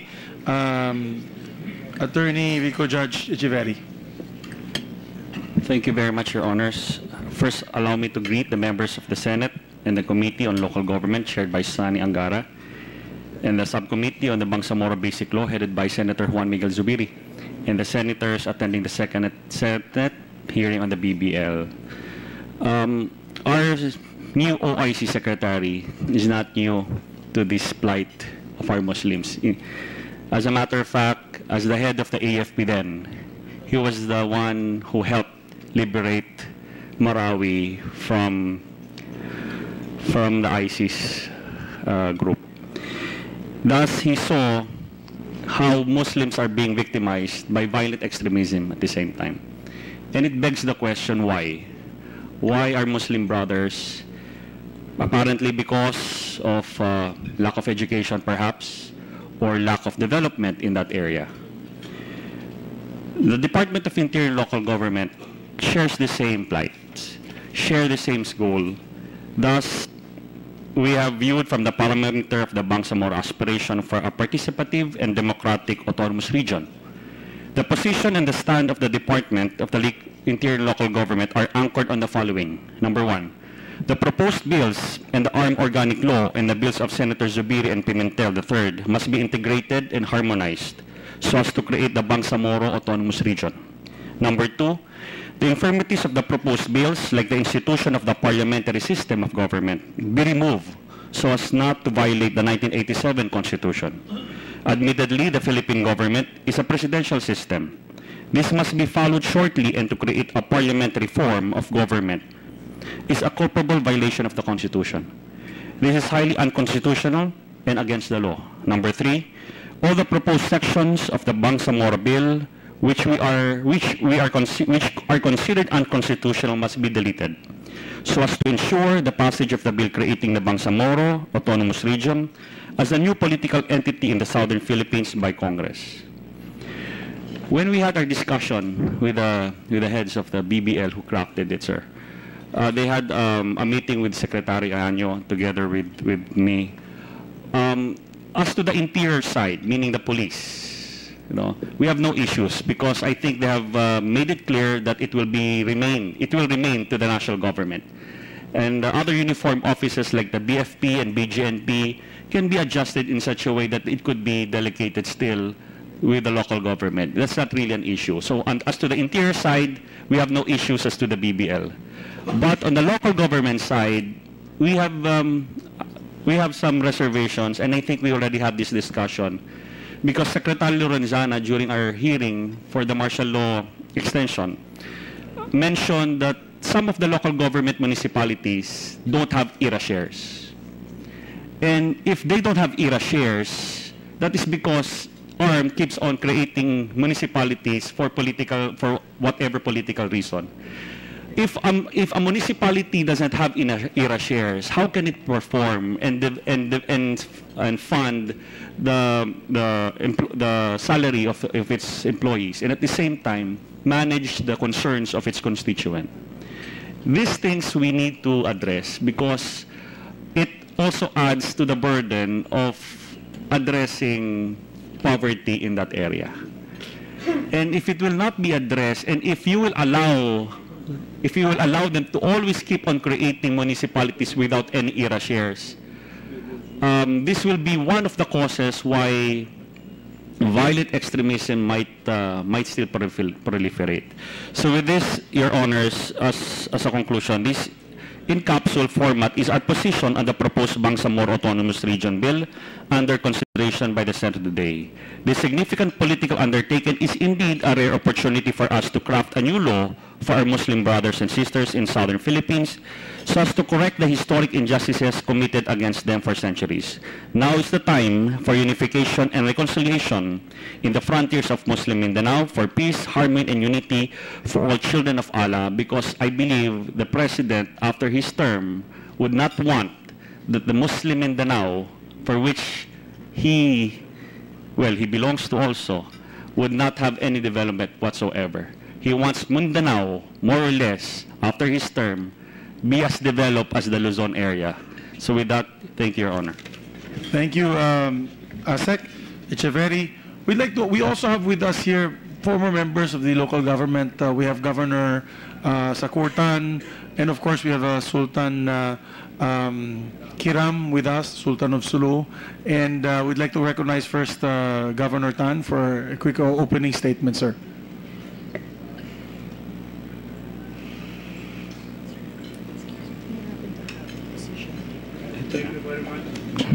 Thank you very much, Mr. Chairman, for giving us this opportunity and honoring us with this invitation after we requested to be invited. And of course, to be heard. So this is supposed to be a Senate hearing. And because we have been waiting to be heard about this proposed Bangsamoro basic law. To me, we have always been taken for granted. People have always been presumptuous for not having even set foot in the soils of Sulu. And yet, they say Sulu is the most chaotic or problematic of the Muslim-dominated provinces. There was a time when I received a call from Sultan Abbas, Ferdowsi Abbas, to tell me that they had been wanting to come to Sulu, but they did not have the funds. I told him, I am willing to shoulder all of the expenses that you would incur for as long as you come to Sulu. I received another call from the chairman of the BTC, Chairman Gajali Jafar, as well as a call from Mayor Amin to tell me again that why they do not have the funds. They really would like to come, but they never came. I told them, I'm willing to shoulder, but make our people know. This is the first time that we heard or we have come to learn about what is in the new BBL, about the police, about the military provisions, the civil service, and so on. None of these provisions have been known. So we have been discussing this also with our people. I've been discussing this with the ulama, discussing this with young people, telling them about what we want and about what these people want. I told them we have been, 36 years or 26 years under the ARMM. Before then, they said that the ARMM would bring peace, lasting peace, just peace to the south or to the southern provinces. But according to to the census that they have conducted, we remain as the poorest region throughout the country after 26 years. Do you know why, Mr. Chairman? With due respect, you lump together all of the 5 poorest provinces in the country. This is not the first time that you hear about being neglected or calling ourselves being neglected, forgotten. This was said time and again. Since even before I entered politics, everybody was already saying that we are forgotten by Imperial Manila. We are neglected. Now, we seem to seek special treatment. I tell my people, you know, we should realize, always remember that you are a member of the minority. And the minority has no business asking for special treatment.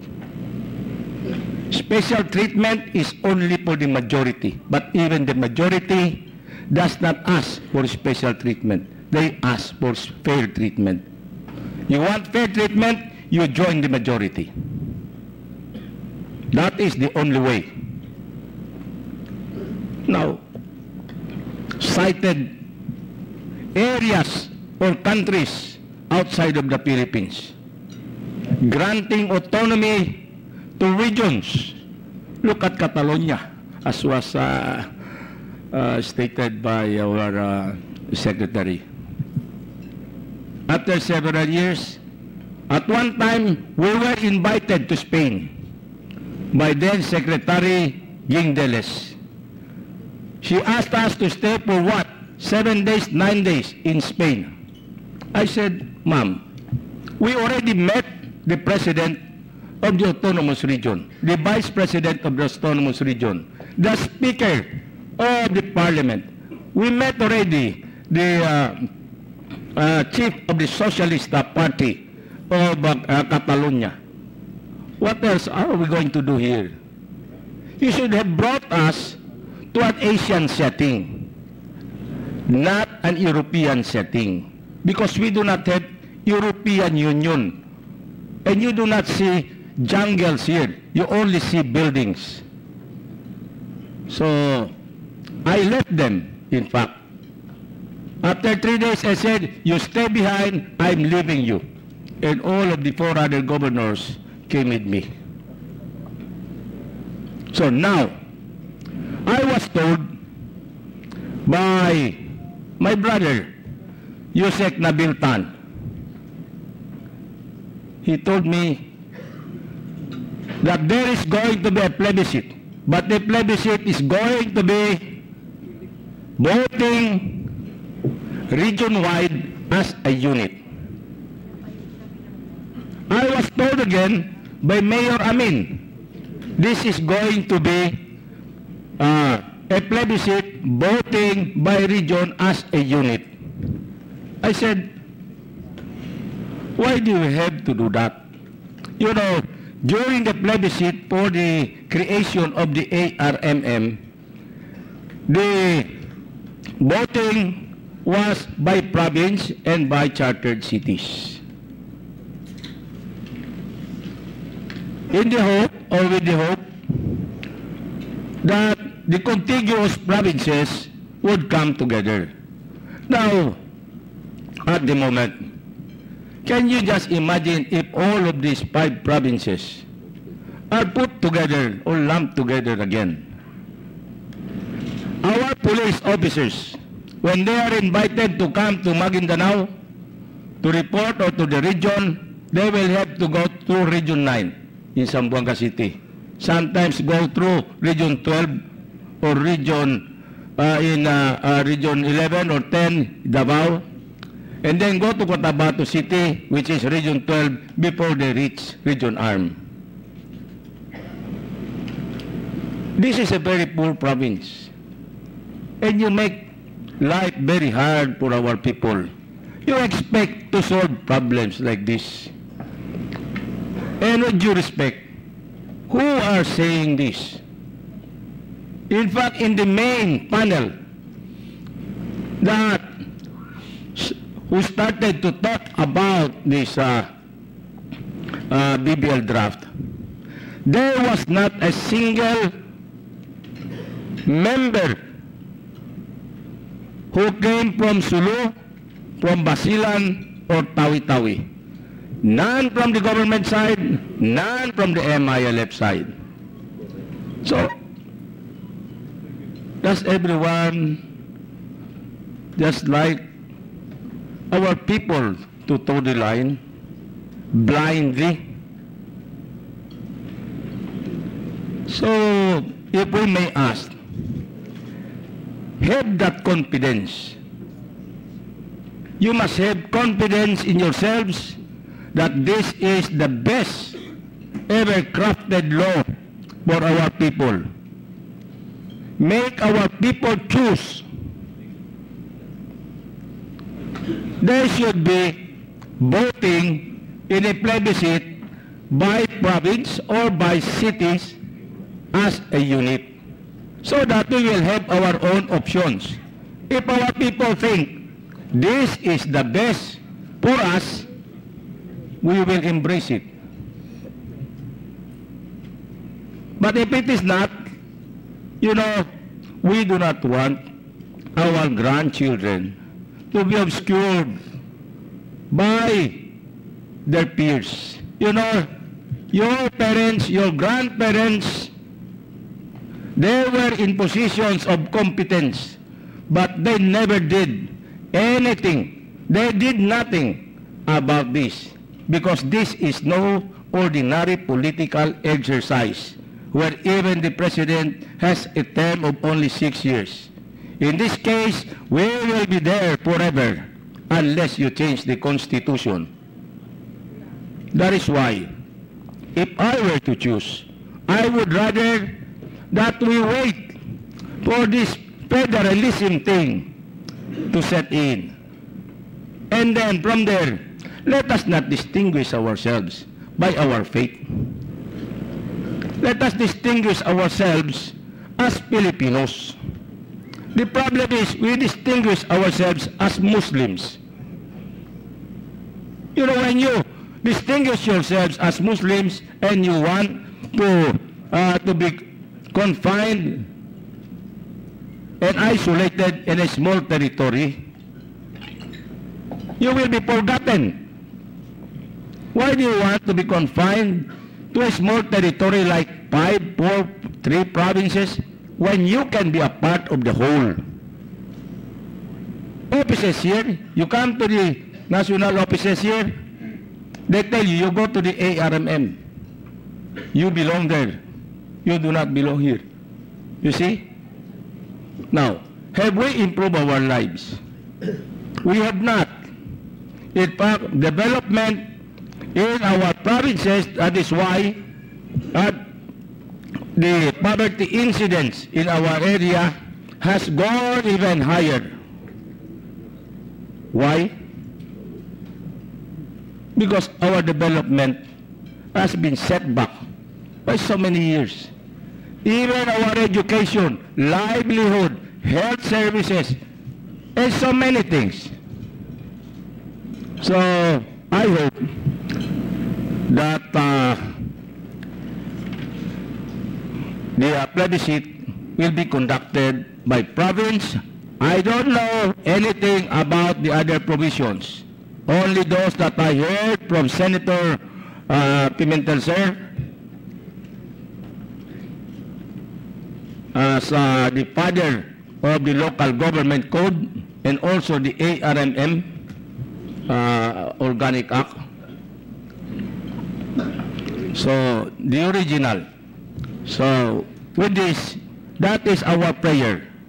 That is why even the Sultan of Sulu and Borneo is here. We have some mayors who are here. This is our sentiment. Why do you take us for granted? Why are you so presumptuous that we will just toe the line? That will not be so. We want respect. We want courtesy. They don't respect us, we don't respect them. So that is all, Mr. Chairman. I hope I have said my piece very clearly.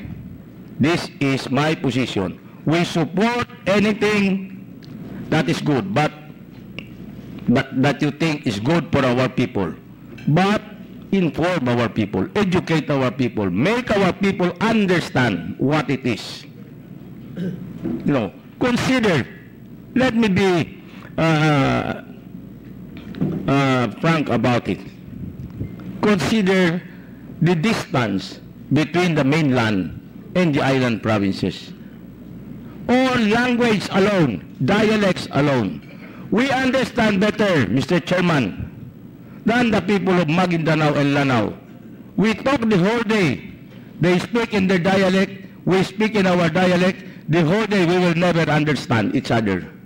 But we talk in Visayan, I speak in Tausug, we will understand each other. So, historically and culturally, we are far apart. So, I hope this is taken into consideration. So, with this, thank you very much, Mr. Chairman, for giving us such an opportunity. Thank you. Thank you, Governor Sakurtan. Rest assured that this committee is headed to the Basulta region for consultation.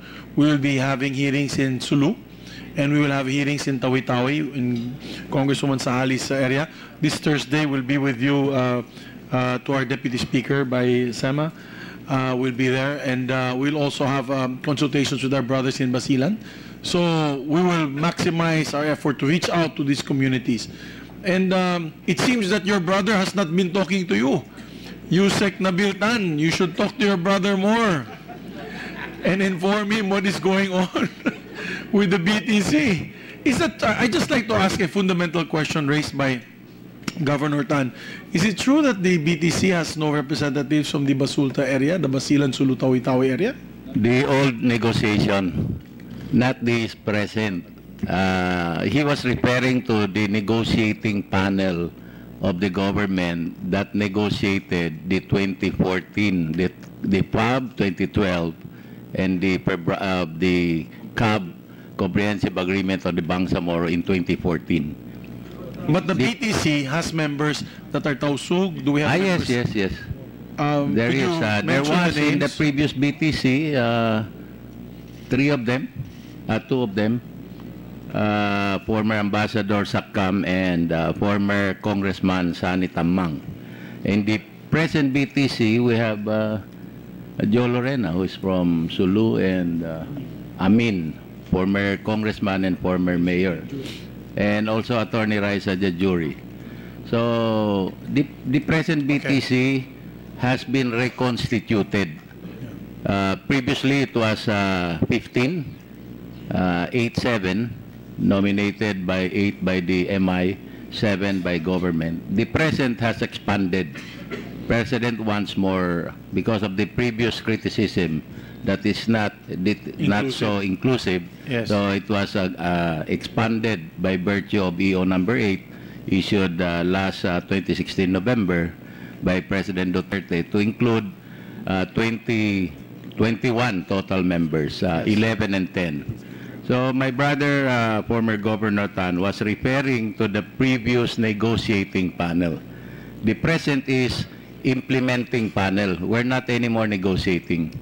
We're trying to implement the signed peace agreements with the MILF, which was signed in the previous administration, but the President wants it to be constitutionally and legally, with legal reforms, because taking off from the previous 16 Congress, there were some observations of being unconstitutional. In fact, I've read the recommendation of Senator Miriam, the late Senator Miriam, and her committee on constitutional reforms. Thank you, Sec, because we're pressed for time. We have a 3 p.m. Session, because I still want my colleagues to interject questions to the discussions. I'd like to also put on record, as what I've read so far with the BTC version, just for the record, there will be a creation of 2 sub-administrative regions, diba? The creation on the mainland and the Basulta area to address the problem of lack of governance between the mainland area and the Basulta area. So I believe that can be discussed later by the BTC when we recognize you finally for your comments on all the discussions based here. But yes, Governor, quickly lang, Governor. Mr. Chairman, yes, while it is true that there are Tausugs from Sulu, seldom do they come home. They are always here. Well noted, sir. Well noted, Governor. Anyway, we will go there. And I hope you can welcome us, Governor, you being one of the political leaders of the province. We'd like to recognize quickly Sultan Kiram for your statements.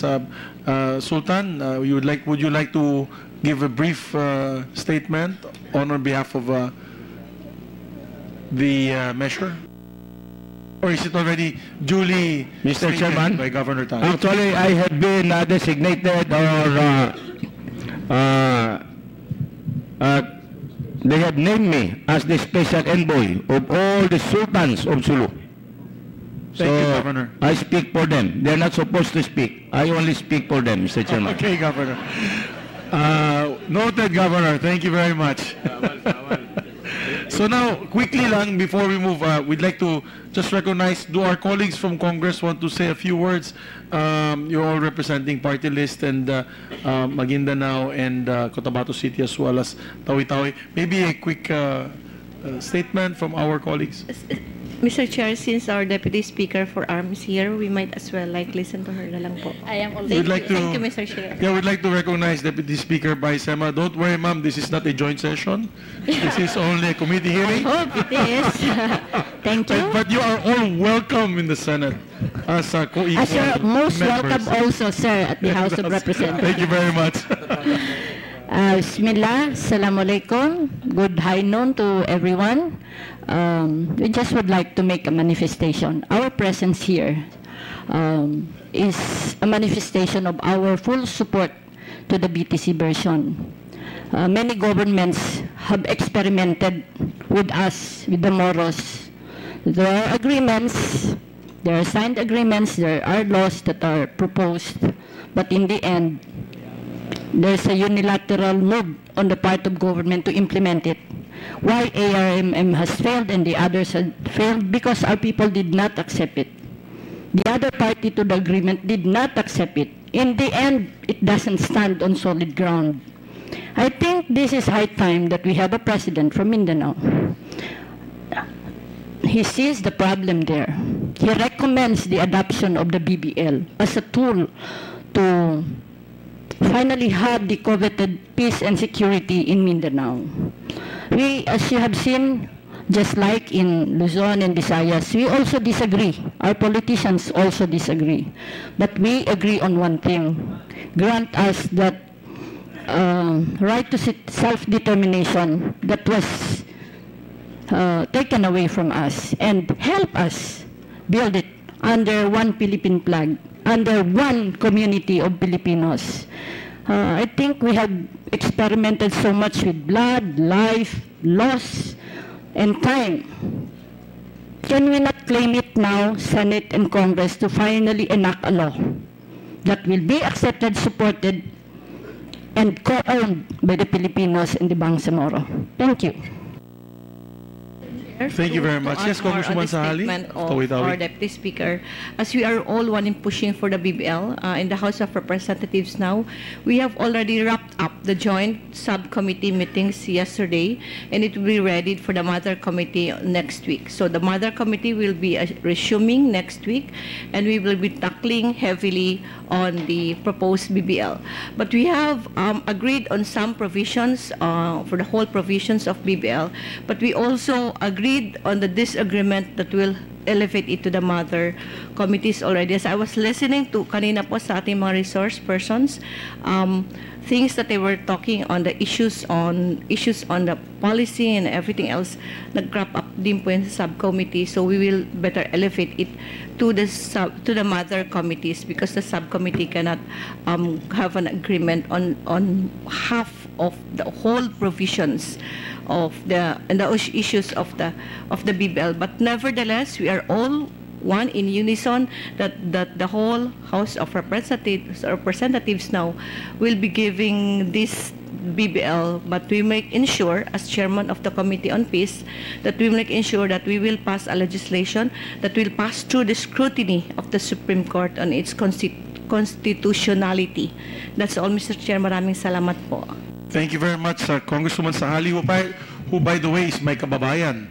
Her mother is from Kibawe, Bukidnon. So she's half Bukidnon and Tausug. Yes, Congresswoman Tan, ma'am? Mr. Chair, on behalf of the Tausug people fully supports the peace process.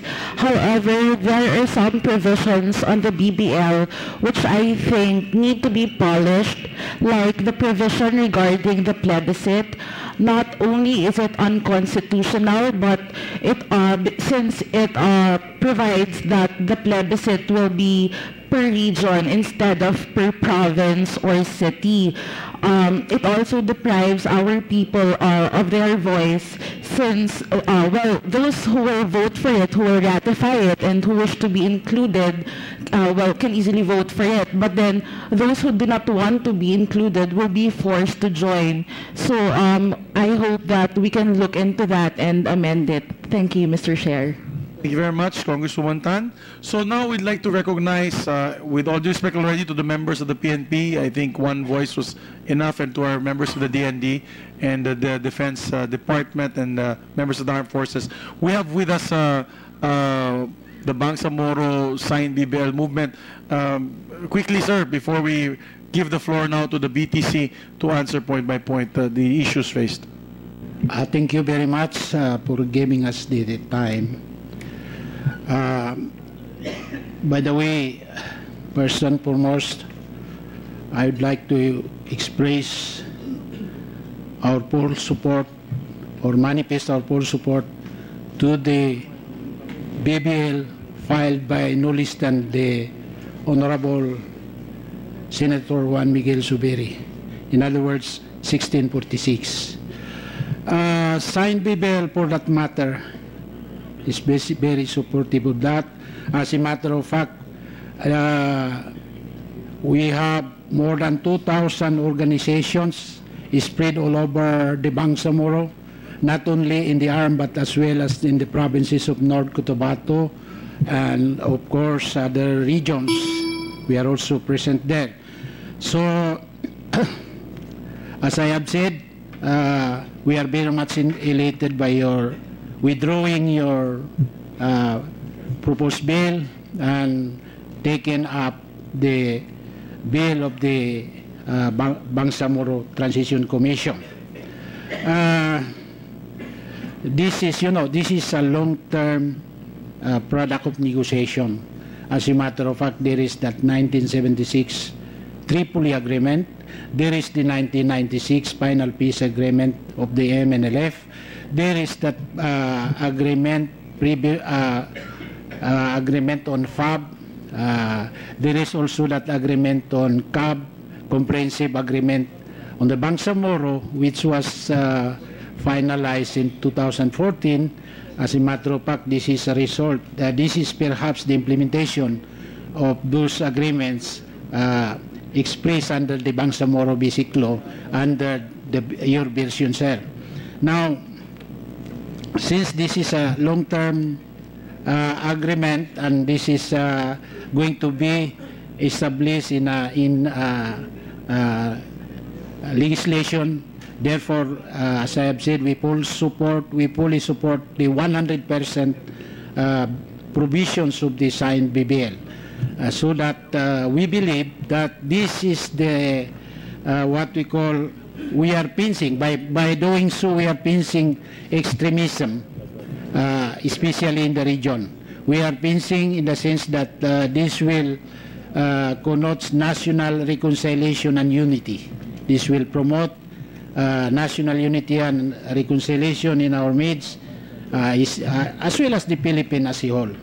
So that this is also inclusive in the sense that there is already the MILF, the MNLF, the settlers, the IPs is being included under the provisions mentioned in it, then the traditional leaders, the youth, the women sector is already also given a seat for that. That shows that it is really an inclusive one. So therefore, for us in the assigned BBL, the BTC draft is the most appropriate BBL as far as we are concerned. I remember, because in my tender age, I remember those days when war has erupted in Mindanao.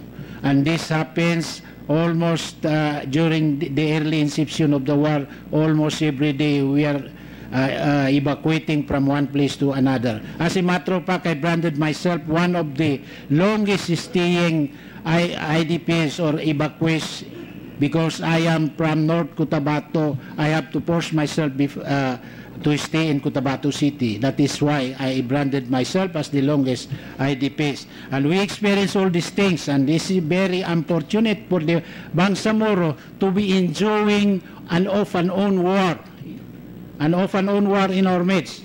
So therefore, we are of the thing that we should put into law what has been stipulated under the Bangsamoro Basic Law. We understand that you have also a public hearing in Cotabato City. Yes. We have also our 2,000 member civil society in the region is going to meet you there also, inshallah. Yes. So thank you very much for giving us this chances of expressing our sentiments since time immemorial. Thank you. Thank you to the chairperson, Mr. Mascud of the Sign BBL movement. So now we'd like to recognize the members of the BTC. Of course, we have with us Commissioner Jose Lorena. We have also our Commissioner Muhager Iqbal. We have also with us Commissioner Abbas, Ismail Abbas, and many other commissioners that are seated at the back. Who would like to speak on behalf of the commission? Commissioner Lorena is recognized. Sir, on the points raised by Senator Nene Pimentel and of the other constitutional officers, could you let us know the position on the BTC in order not to encroach into the area of constitutionality? Kasi yun nga, nagkakaproblema tayo. Ayoko naman ma-stopper tayo na we pass a measure that will be questioned in the Supreme Court and will be shut down as unconstitutional. We will be back to zero. So, Commissioner Lorena, you are now recognized. And maybe our colleagues can interject questions already within that time frame. Yes. Commissioner, 1 second, sir. Yes. Commissioner Lorena, you are now recognized. Thank you, Mr. Chair. Before anything else, the chairman and the whole BTC wishes to express to the Senate in general, to our Senate President, and to Senator Sobiri for the filing of the BTC version of the bill. Secondly, I'd like to express the regret to our chairman for his non-appearance today, because actually he was with us yesterday. He has to fly back for an emergency call. Now, before proceeding into the details of the issues as raised, I'd like to, for a clearer understanding of the bill submitted by the BTC, I'd like to state here the guidance given us by the President and by the mandate of EO08. The current expanded BTC was directed to craft a bill along these parameters. Implementation of all agreements in steps with constitutional and legal reforms. Meaning we just don't look into the agreement of the MILF GPS because that is the pub in the cab, but we are also minded of the past agreement such as the 1996 final peace agreement. Second, we are also directed to craft up an inclusive law, meaning a law for all Bangsamoro. That is why the Bangsamoro Transition Commission was reconfigured to include MNLF representation in the Bangsamoro Transition Commission. We have one of them here, my esteemed colleague, Sultan Ferdowsi Abbas, representing the MNLF. Thirdly, we are also asked to take into consideration the articulation of the stakeholders generated and articulated in the course of the original BBL. When there was this original BBL, there were consultations in the various provinces, including the seat of the Senate here, and there are reports already available and availing. We were also asked to look into those articulations in order not to repeat the mistakes of the past BBL.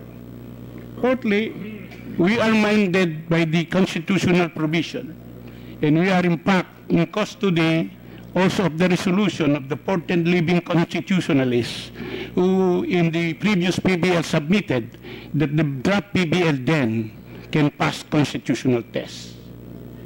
And fourthly, we do not start again. We have to bring back the records of the Senate in the House into the deliberation of the BTC. The last one was to be minded of the autonomy law incidentally crafted by Tatay here, former Senate President Aquilino Pimentel, both Republic Act 6734 and Republic Act 1954. You will note later that many of the provision in this present bill was also taken from Republic Act 1954 and 6734. But we are also asked to look into the gaps between Republic Act 1954 and 7160, which seemingly has disconnect, which paved the way for a non-meaningful autonomy in the autonomous region of Muslim Mindanao. Let me therefore go to the issue raised. Before I give the mic to my colleague, Commissioner Iqbal, on the issue of the parliamentary provision of the current House bill, let me just address the issue of police and the military. The provision of the police and the military was stricken from Republic Act 1954. It is provided in Article 13 that the defense of the region in the autonomy is the responsibility of the national government. But Republic Act 1954 created the armed command of the armed forces of the Republic of the Philippines. So since it is already vested in that law, the BTC did not change it except the name. Because it is provided for, it is said, with this, there is hereby created, so Congress created that, there is hereby created an armed command of the armed forces of the Philippines. Secondly, on the police, it was also taken both from Republic Act 6734 and Republic Act 1954. There is a provision in Republic Act 6734 which states that the autonomous region will have its own local police. Perhaps minded with the provision of the Constitution in Article 10, which says that the maintenance of peace and order is the responsibility of the local police force. Perhaps that was the basis for the crafting of Republic Act 6734. In fact, in the previous assembly during the time of Pangandaman, there was already a MMA Act creating the regional police. Fortunately or unfortunately, Republic Act 6734 was amended by Republic Act 1954. This provision was again carried into Republic Act 1954. The Congress of the Philippines, both the House of Representatives and the Senate of the Philippines, carried this provision. In fact, there are two types of provision there. The creation of the regional police, it was also provided there that the character and nature of that police will be provided for by an act of the Legislative Assembly. And there was also the creation of a Regional Police Commission. Incidentally, while there was this turnover during the time of PNP Director General of supervision of the pro-arm by secular Director General, there was no substantive implementation of that provision. But since it is provided for in the law, the BTC did not touch it anymore. We just changed the nomenclature. So if we have provided a matrix of the provisions of the law vis-a-vis the House bill that is being crafted by us to show that this was a carryover of the provision of Republic Act 6734 and the Republic Act 1954. The issue on the Parliament, we thank my esteemed Tatay for the contribution to this House bill, especially on the constitutional issue. But I'd like to state that the BTC, when we were debating on this issue, were in custody of a resolution by a group of esteemed constitutionalists. We did not divide the meaning, the intent of that resolution, but took into it the substance, which says that House Bill 4994, which was the original bill, which was modified by us to make the language conform to the language of the Constitution and the law, including the new Police Act, said the BBL then, House Bill 4994, can pass the test of constitutionality. 14 of the 18, I think the document will be the living constitutional sperm stat. But on the parliamentary issue, before I will go into the constitutional provision, I'd like to invite Commissioner Iqbal, because they were the original framer of that provision in the CAB, to elucidate more on that issue. Thank you.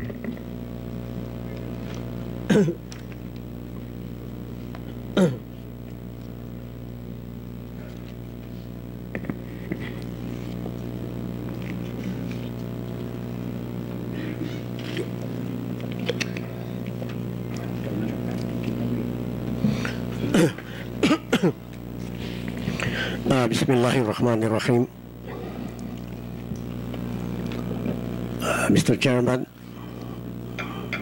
thank you very much for giving me the opportunity to speak before this august body. Before I try to supplement what had been stated by my colleague here, Commissioner Joe Lorena, I would like to say that, and for the information of anybody who still who does not know what happened in the past, I was the chair of the first Bangsamoro Transition Commission from the last quarter of 2012 up to the middle of 2016. And the proposed Bangsamoro Basic Law was discussed thoroughly both in the lower house and in the upper house. But unfortunately, it was hijacked by that tragic incident in Mama Sapano in Mindanao last January 25, 2015, which caused the loss of lives, so many lives.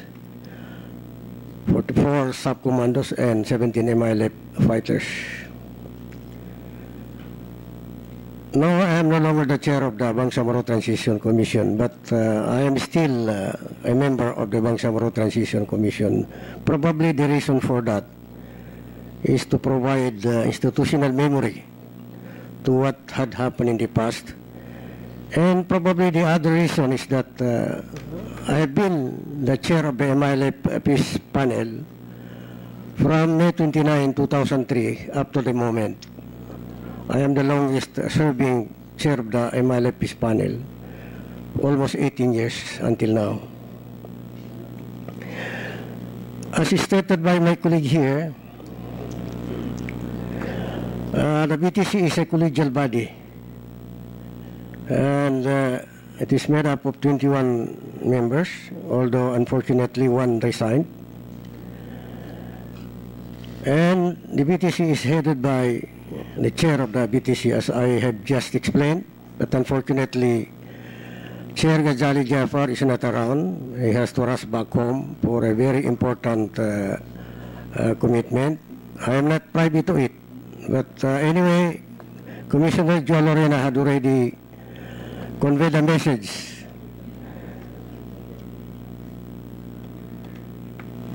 Anyway, I just want to repeat my thanks and gratitude for the invitation for the BTC and the members of the BTC. We are here not to try to be right. We are here to explain and, of course, to provide context to the provisions of the BBL. As to the issue of parliamentary, which is provided in the BBL, it was provided in at least 3 documents signed by government and the Moro Islamic Liberation Front The first was contained in the GPH MILF decision points on principles on April 2012. Honorable Chair, with your permission, I would read the provision. It is GPH MILF decision points on principles as of April 2012. I'll just read the specific provision.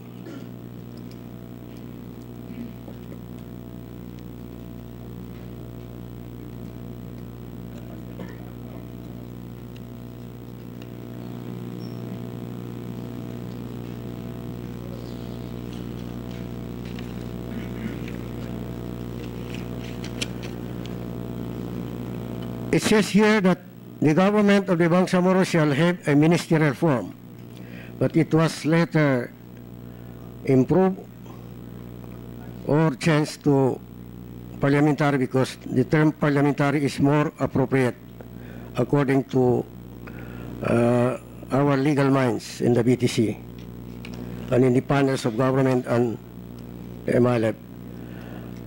The government of the Bangsamoro, I repeat, shall have a ministerial form. The parties agree to interest an electoral system suitable to a ministerial form of government. The electoral system shall allow democratic participation, ensure accountability of public officers primarily to their constituents, and encourage formation of genuinely principled political parties. The electoral system shall be contained in the Bangsamoro Basic Law to be implemented through legislation enacted by the Bangsamoro government and correlated with national laws.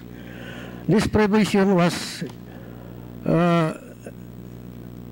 stated again in the comprehensive agreement on the Bangsamoro, which was signed by the MILF and the government of the Republic of the Philippines Peace Panels on March 27, 2014. So I would not read that specific provision because it is just a repetition of that provision which I have just read. Anyway, to have a context on the issue of the parliamentary system or the ministerial system, why is it parliamentary system a more appropriate system of government for the Bangsamoro?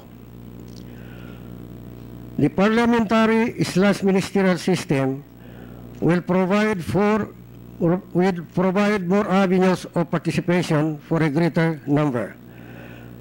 This system is more akin to the best practices of participatory governance of the old sultanates, moral liberation fronts, and of indigenous communities. Very fortunate that we have one of the sultans of Sulu. And in the old tradition of the sultanates, whether the Sultanate of Sulu or the Sultanate of Mindanao, although the head of the Sultanate is the Sultan, but in terms of governance, basically all decisions are discussed by the cabinet, and only major decisions are decided by the Sultan. So it's more of a collective leadership rather than that of a vertical system of governance. It is a more appropriate system of government because the powers of government are vested in the Bangsamoro Parliament. The members of the Bangsamoro Parliament will be directly elected by the people, either through party representatives, district representatives, and the reserved seats for settler communities, women, and indigenous peoples.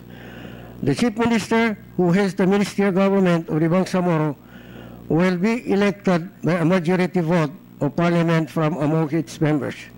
By the way, I want to input here that in the old BBL, we have the Chief Minister and we have one Deputy Chief Minister.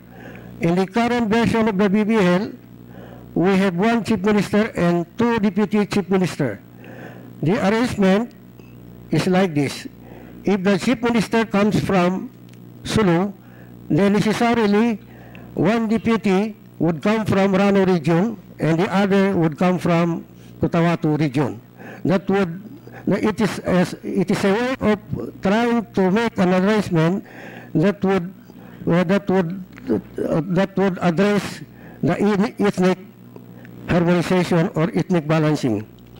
So I continue. It is therefore an inclusive government where all inhabitants of the Bangsamoro can exercise their political rights through democratic process. It will encourage genuine and principled political parties where even sectors with little resources can be elected. Under the next question, is the Bangsamoro ministerial and parliamentary system allowed by the Philippine Constitution? I am not a lawyer, so I would request other members of the BTC who are lawyers to probably discuss this point. Thank you. Yes, Senator Rizon de Veros.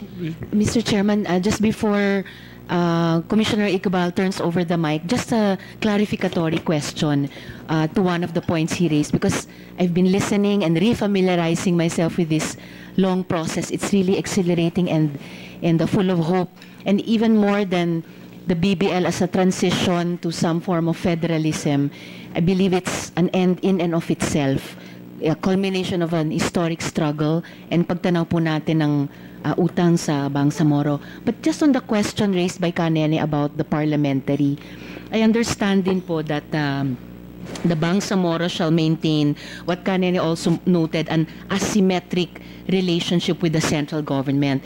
But it provides in the BBL, which, like the good chairman, I also filed the BTC version, and it was referred to the committee of Chairman Sonny Angara just yesterday. Nandun po sa draft, BTC draft ng BBL, that there would be a parliamentary forum between the Congress, so the Congress of the Republic, and the Bangsamoro Parliament. So I wonder if the Commissioner Iqbal would care to respond further to the concern raised by Kanene about this asymmetric relationship, because it seems to me mas positibo po yun kesa negatibo. I will start to answer the question of the Honorable Senator, but I would request other commissioners to probably to add some inputs to the question. First, let's have a definition. The antonym of asymmetry is symmetry. The antonym of symmetry is asymmetry. When you speak of symmetry, it means there is uniformity, there is evenness. But when we speak of asymmetry, there is unevenness. That's the way I understand it. That is in recognition or in deference to the historicity of the Moro struggle, from the Spanish regime to the Americans, then to the Japanese and to the Filipino regimes. And aside from that,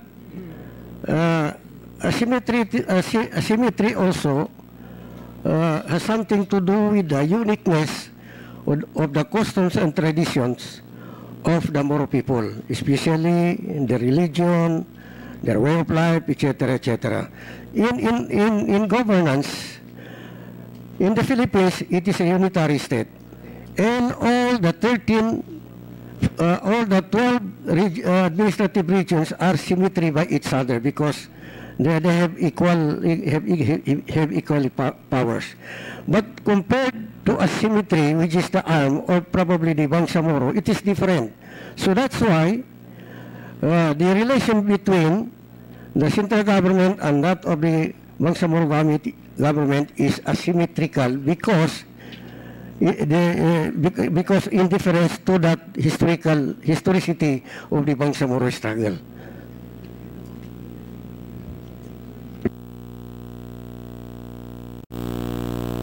Thank you, Commissioner Iqbal. I'd like to go to the issue raised by my tatay on the constitutionality.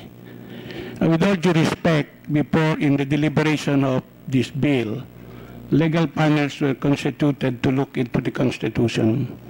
I agree that there is a provision in Article 7 of the Constitution. This was a report given to us. But that provision in the Constitution of the character of the government pertains to the national government. It does not cover local government unit per our review of the Constitution. In fact, in the local government code, because the territorial configuration of the country includes the barangay, the chief executive and head of the barangay is both for chief executive and legislative head. So the modeling it from the local government code, there is an example of a joint executive where the barangay. And secondly, in the report of the legal committee, but we would like, we respect and would like the input of our Tatay Nene to be looked into, there was also a provision under Article 10.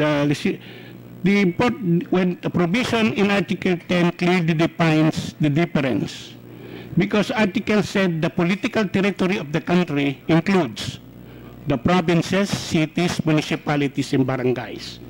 But it is not reflected in the autonomous provisions of Article 10 because it is segregated. Then it is full stop. Then there is said there shall be autonomous region in Muslim Mindanao and in the Cordillera. So this provision of that section of Article 10 in the initial part was translated in Article 10 from Section 15 to 17. In fact, the Organic Act should include an administrative structure.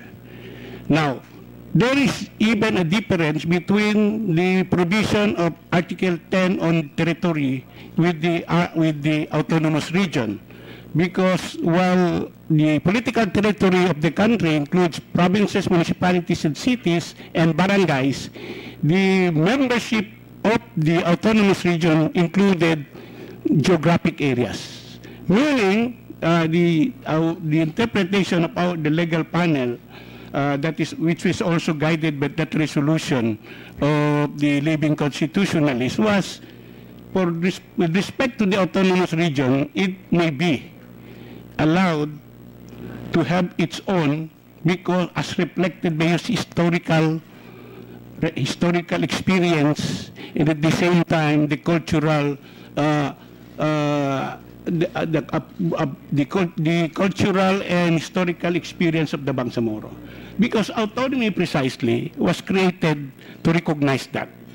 So political expediency require that the law that you will craft should bear the requirement of the Constitution that the only areas which are culturally, historically associated together can have that kind of an autonomous region. That was the reason why, while we respect the constitutional enlightenment given to us by my tatay, the Senate President, that was the view given us by the legal panel when we asked them to look into the constitutional provision on whether the current constitution can allow a different setup from a unitary to a parliamentary. Perhaps we will be submitting the transcript of that discussion we have with some of our legal panel to guide the committee. But we are recognizant of that, and we hope Congress, we will be able to cooperate with Congress in a technical working group so that we can elucidate further on the issue of whether a parliamentary type of governance can be possible under the current constitution. Thank you. Thank you, Commissioner. Thank you, Mr. Chairman. Just last point, I think it's very, not just interesting, but important, the search for constitutional innovation in a way, but within the parameters of the Constitution. Salamat, Mr. Chairman. Thank you, Senator Hontiveros. Commissioner Iqbal, you're recognized, sir. With the permission of the Honorable Chairman, can I request Commissioner Sultan Perdasi Abbas to supplement the discussion about Sharia, or probably including the issue of the system of parliament system? Yeah, before we recognize Commissioner Sultan Abbas, we were discussing amongst the legal minds here. We have Senator Sani Angara, of course, we have the Venerable Minority Floor Leader, former DOJ Secretary, and former Senate President, as well as some of our colleagues that are lawyers, Senator Coco Pimentel being one. If the name itself is it's schematics, when you may have a parliamentary setup without having to declare it a parliament, because first of all, we have an assembly now. The assembly is similar to many parliaments around the world. You are requesting for a election of party list members, which is allowed by our constitution. I believe you're saying 45%. 45% will be directly represented of the assembly or parliament, and 55% will be members of the party list, which will be represented by the IPs, by the women's sector, by the different NGOs, quote unquote, in the area. So it's a matter of how we can probably word it, correct me if I'm wrong, to my two gentlemen lawyers here, on how we can word it in such a way that it may go through the issue of constitutionality and, of course, a question of legality. So, yes, Sultan, Commissioner Sultan Abbas, you're now recognized, sir. Assalamu alaikum wa rahmatullahi ta'ala wa barakatuh.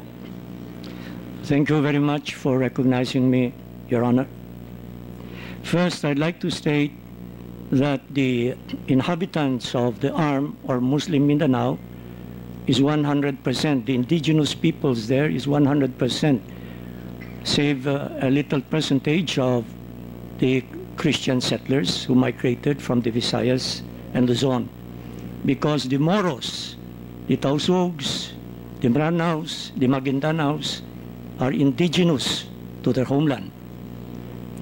There was a statement here before I go to the points raised by my very esteemed brother, Nene Pimentel, to which I trace a relationship as far back as the Mindanao Alliance, when he stated that if an amendment or if a provision is unconstitutional, it must be deleted.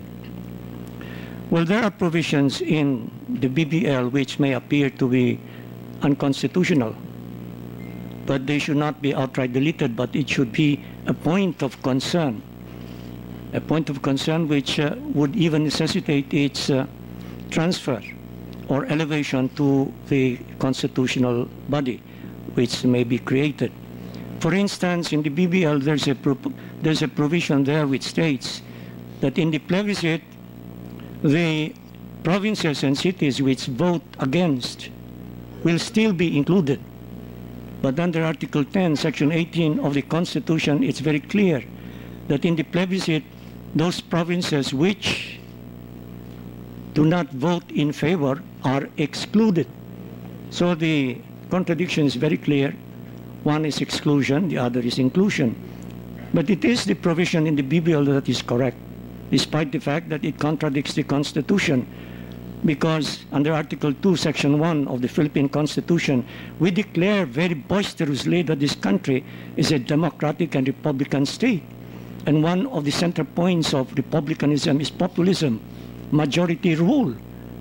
In the Constitution, it is not the majority that rules. Thus, in the plebiscite of 1990, 13 provinces and 10 cities participated. Of these, only 4 voted in favor of the ARM, but still the ARM was constituted. Now, if you reverse the voting and the overwhelming majority said no, or the overwhelming majority said yes and the 4 voted no, the no will not be included. So this contravenes the basic principle of a republican state of majority rule. So I think this should be looked into. I would want to go into a very sober comment on the points raised by my brother Nene here, former Senate President, on the issue of parliamentary. Well, actually, it's very clear in the Constitution that there must be an executive and legislative branch. The question is, does a parliamentary system negate that? In the proposal of the BTC, there is the office of the chief minister, and he has his cabinet members, which is very like that of the president, with his own cabinet members. As far as he is being chosen as the chief minister, it is through the election of the members of parliament, no different from the Senate president being chosen by his colleagues or the Speaker of the House. But the point raised by Senator Nene Pimentel is something that should also be looked into. Perhaps it could make this provision stronger. The main purpose of making it parliamentary is in view of the fact that it's so difficult to oust a sitting official. You go to the COMELEC, the sitting official has already ended his term, but no decision has yet been rendered. Now, if you have a president whom you dislike, who is corrupt, etc., you have to go to the process of impeachment, which is very tedious, and it's actually very difficult for the Filipino people to see the head of office being thrown out. So in a parliamentary system, and this makes it substantive, so it has to be parliamentary. There is a method of declaring loss of confidence in the chief minister, which is very expedient. The moment that is declared, he's out of office. Actually,